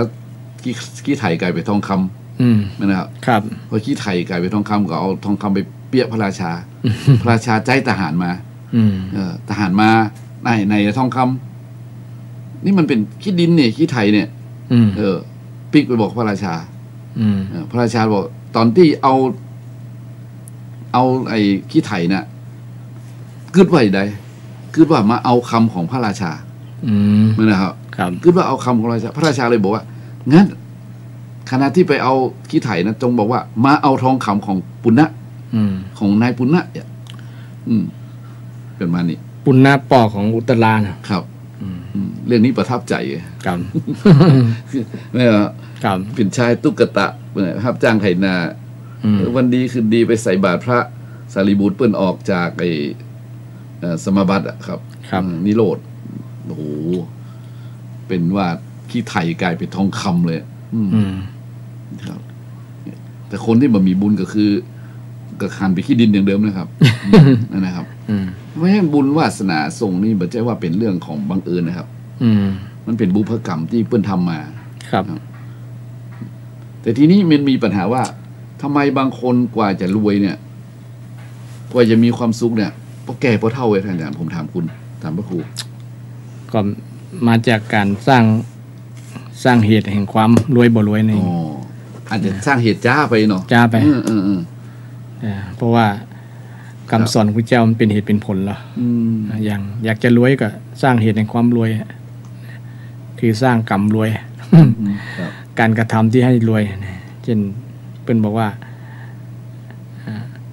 อุอากสะเนาะเป็นคาถาคนรวยนะอุก็คือหมั่นลุกขึ้นนะขยันอุอาก็คือรู้จักรักษา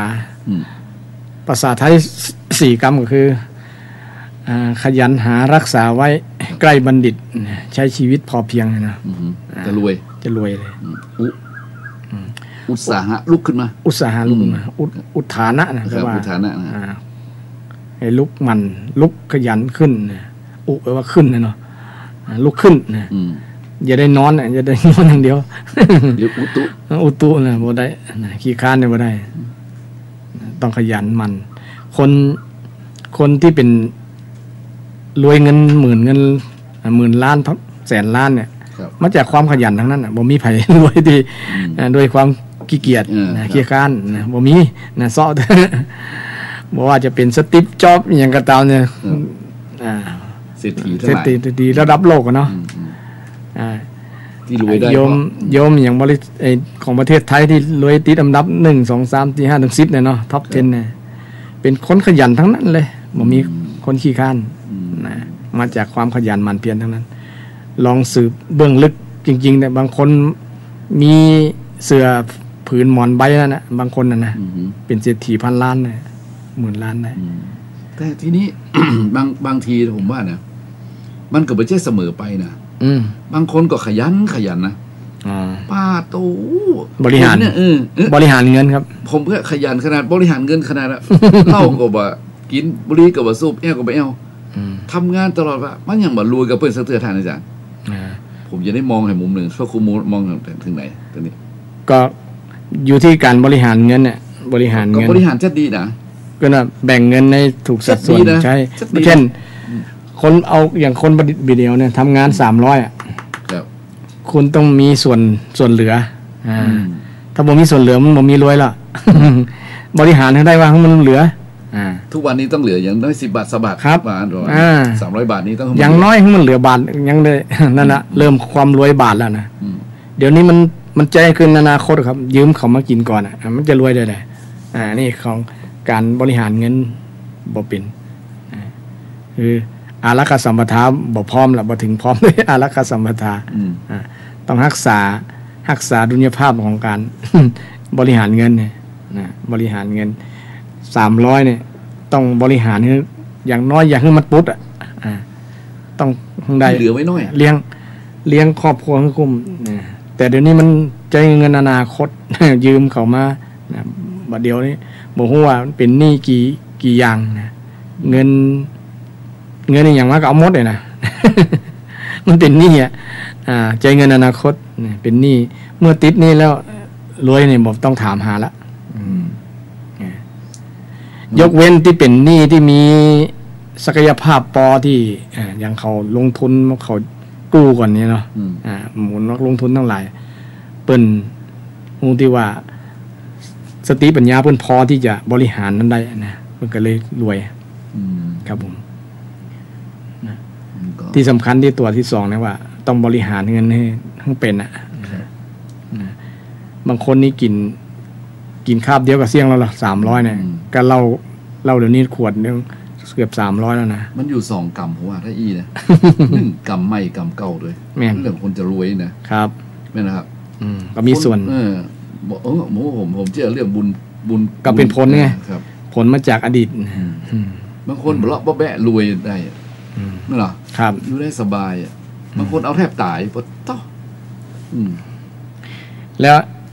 อันต่อมาการคบคนนี่ก็เช่นเดียวกันอยู่กับสิ่งแวดล้อมที่บ่ดีเนี่ยก็เป็นเหตุหนึ่งที่บ่รวยมีส่วนเช่นอยู่ในสังคมที่ใจเงินเปลืองมีแต่อันนั้นอันนี้การใช้จ่ายนักนะมันก็จะไปรวยได้นะยิ่งคนมีเปื้อนไปชักชวนในทางที่เสื่อมเสียนะไปสุรุ่ยสุร่ายไปแอวไปเล่นไปอย่างนะยิ่งเป็นเล่นการพนันยิ่งซ้ำร้ายเนี่ยนะทำงานแค่ไหนกับมดกับการพนันก็มีนะเพราะว่ามีเปื้อนที่บ่ดี ใกล้บัณฑิตเนี่ยคุณนึกว่าใกล้บัณฑิตนะกัลยาณมิตรตาเนี่ยเนาะใกล้คนดีนะคนดีก็ต้องรัศมีคนดีครับจะนำจะได้ดึงครับจะนำไปดีคบคนดีคบบัณฑิตพาไปหาผลคือคำว่ารวยเนี่ยบ่เป็นหนี้ก็รวยแล้วนะจับจันคือของมันเหลือครับแต่เดี๋ยวนี้คนในสังคมปัจจุบันเนี่ยความเป็นจริงแท้ๆนะบ้านใหญ่ๆไม่ใช่ว่าผ่อนเสร็จแล้วนะเป็นหนี้ใจเงินอนาคตอยู่รถรูๆเนี่ย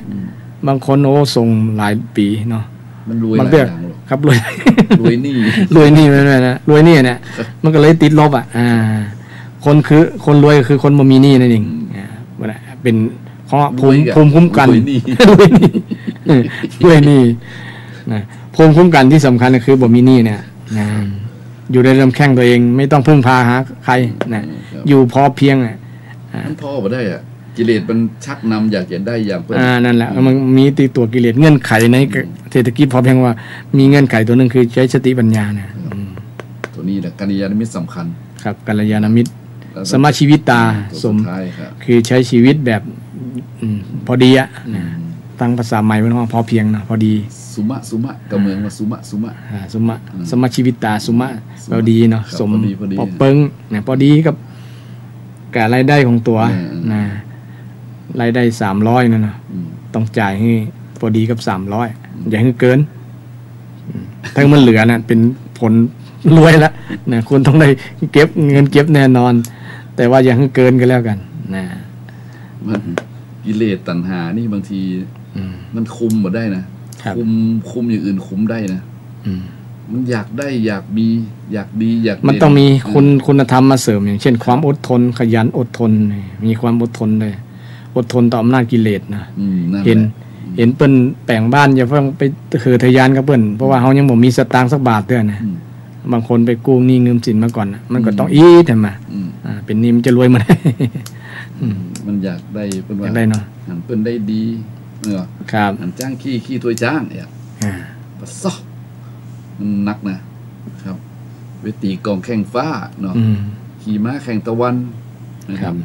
เราอย่าต้องพอเพียงคือสรุปแล้วก็คือเราต้องอ่านตัวออกอ่านตัวออกบอกตัวเป็นบอกตัวได้ใช้ตัวเป็นครับมันต้องบอกว่าเฮามีเงินเดือนแต่อิงเฮาไวแต่อิงนี่นะครับเนาะครับคือการอ่านตัวออกนี่มันสำคัญมากเลยครับงั้นนั่นก็รู้ตัวรู้ตัวว่ารู้เขารู้เราไงครับรู้เขารู้เรามันรบ100 ครั้งชนะ100 ครั้งนะครับไม่น่ะภาษิตีนบนนี้อยู่ธรรมดานะครับรู้เขารู้เราประมาณตัวเองครับมัตตัญญูตาว่าไปครับบางทีมันไม่ใช่มัตตัญญูตานะมันยัดตรงยัด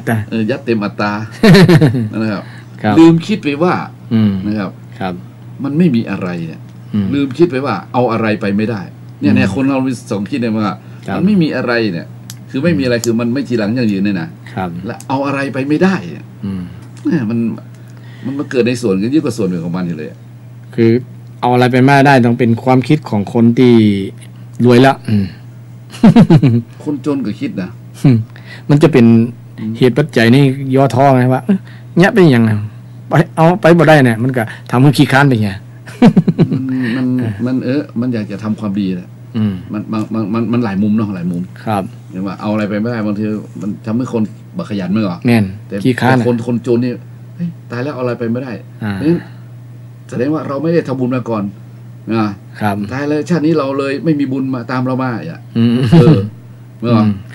อย่างนี้หลวงพ่อโปรดช่วยสงเคราะห์หนูเธอนะครับอย่าให้หนูลำบากเลยในโลกหน้าครับเนี่ยมั้งครับชาตินี้หนูจนเนี่ยคือธรรมะมันก็เป็น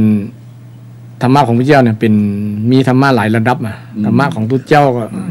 ในมุมมองหนึ่งธรรมะของฆราวาสนะเพิ่นก็แยกแยะไป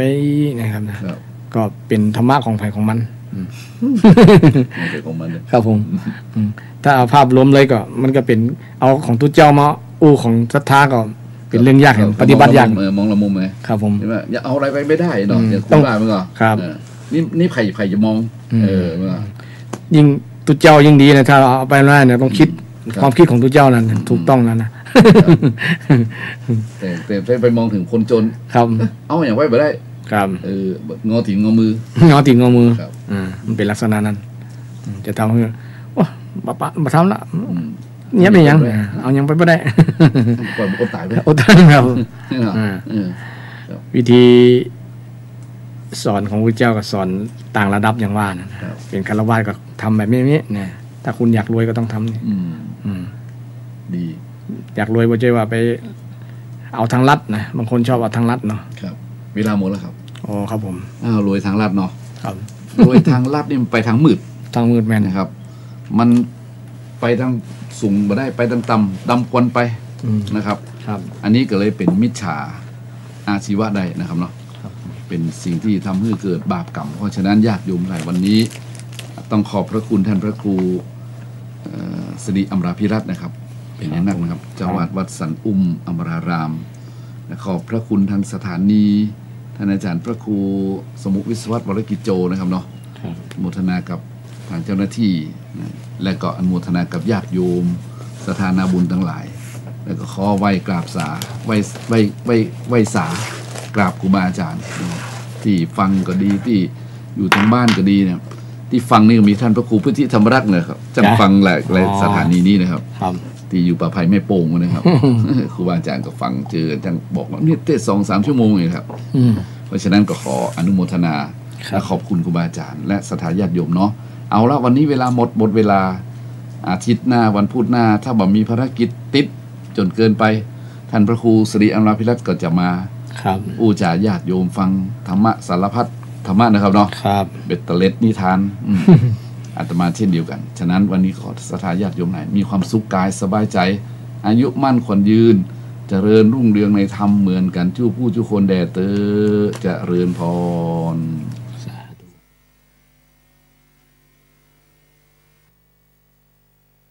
เป็นคนหนุ่มและแข็งแรงดีอยู่ทำงานได้ 2-3 เดือนเครื่องท่านทั้งหลายจงเปล่งวาจาว่าสาธุสาธุภาวนาดุจสรณาคือพระ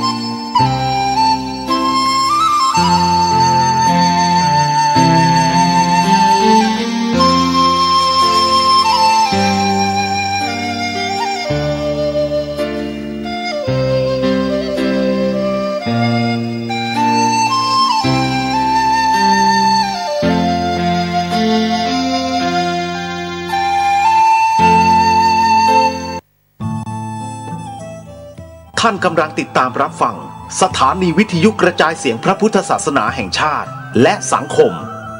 คลื่นเพื่อการศึกษาพระพุทธศาสนาและวัฒนธรรมระบบ FM 104.5 เมกะเฮิรตซ์ รายการต่อไปเป็นรายการสารธรรมคำเมืองดำเนินรายการโดยผู้ช่วยศาสตราจารย์ดร.วิโรจน์ อินทนนท์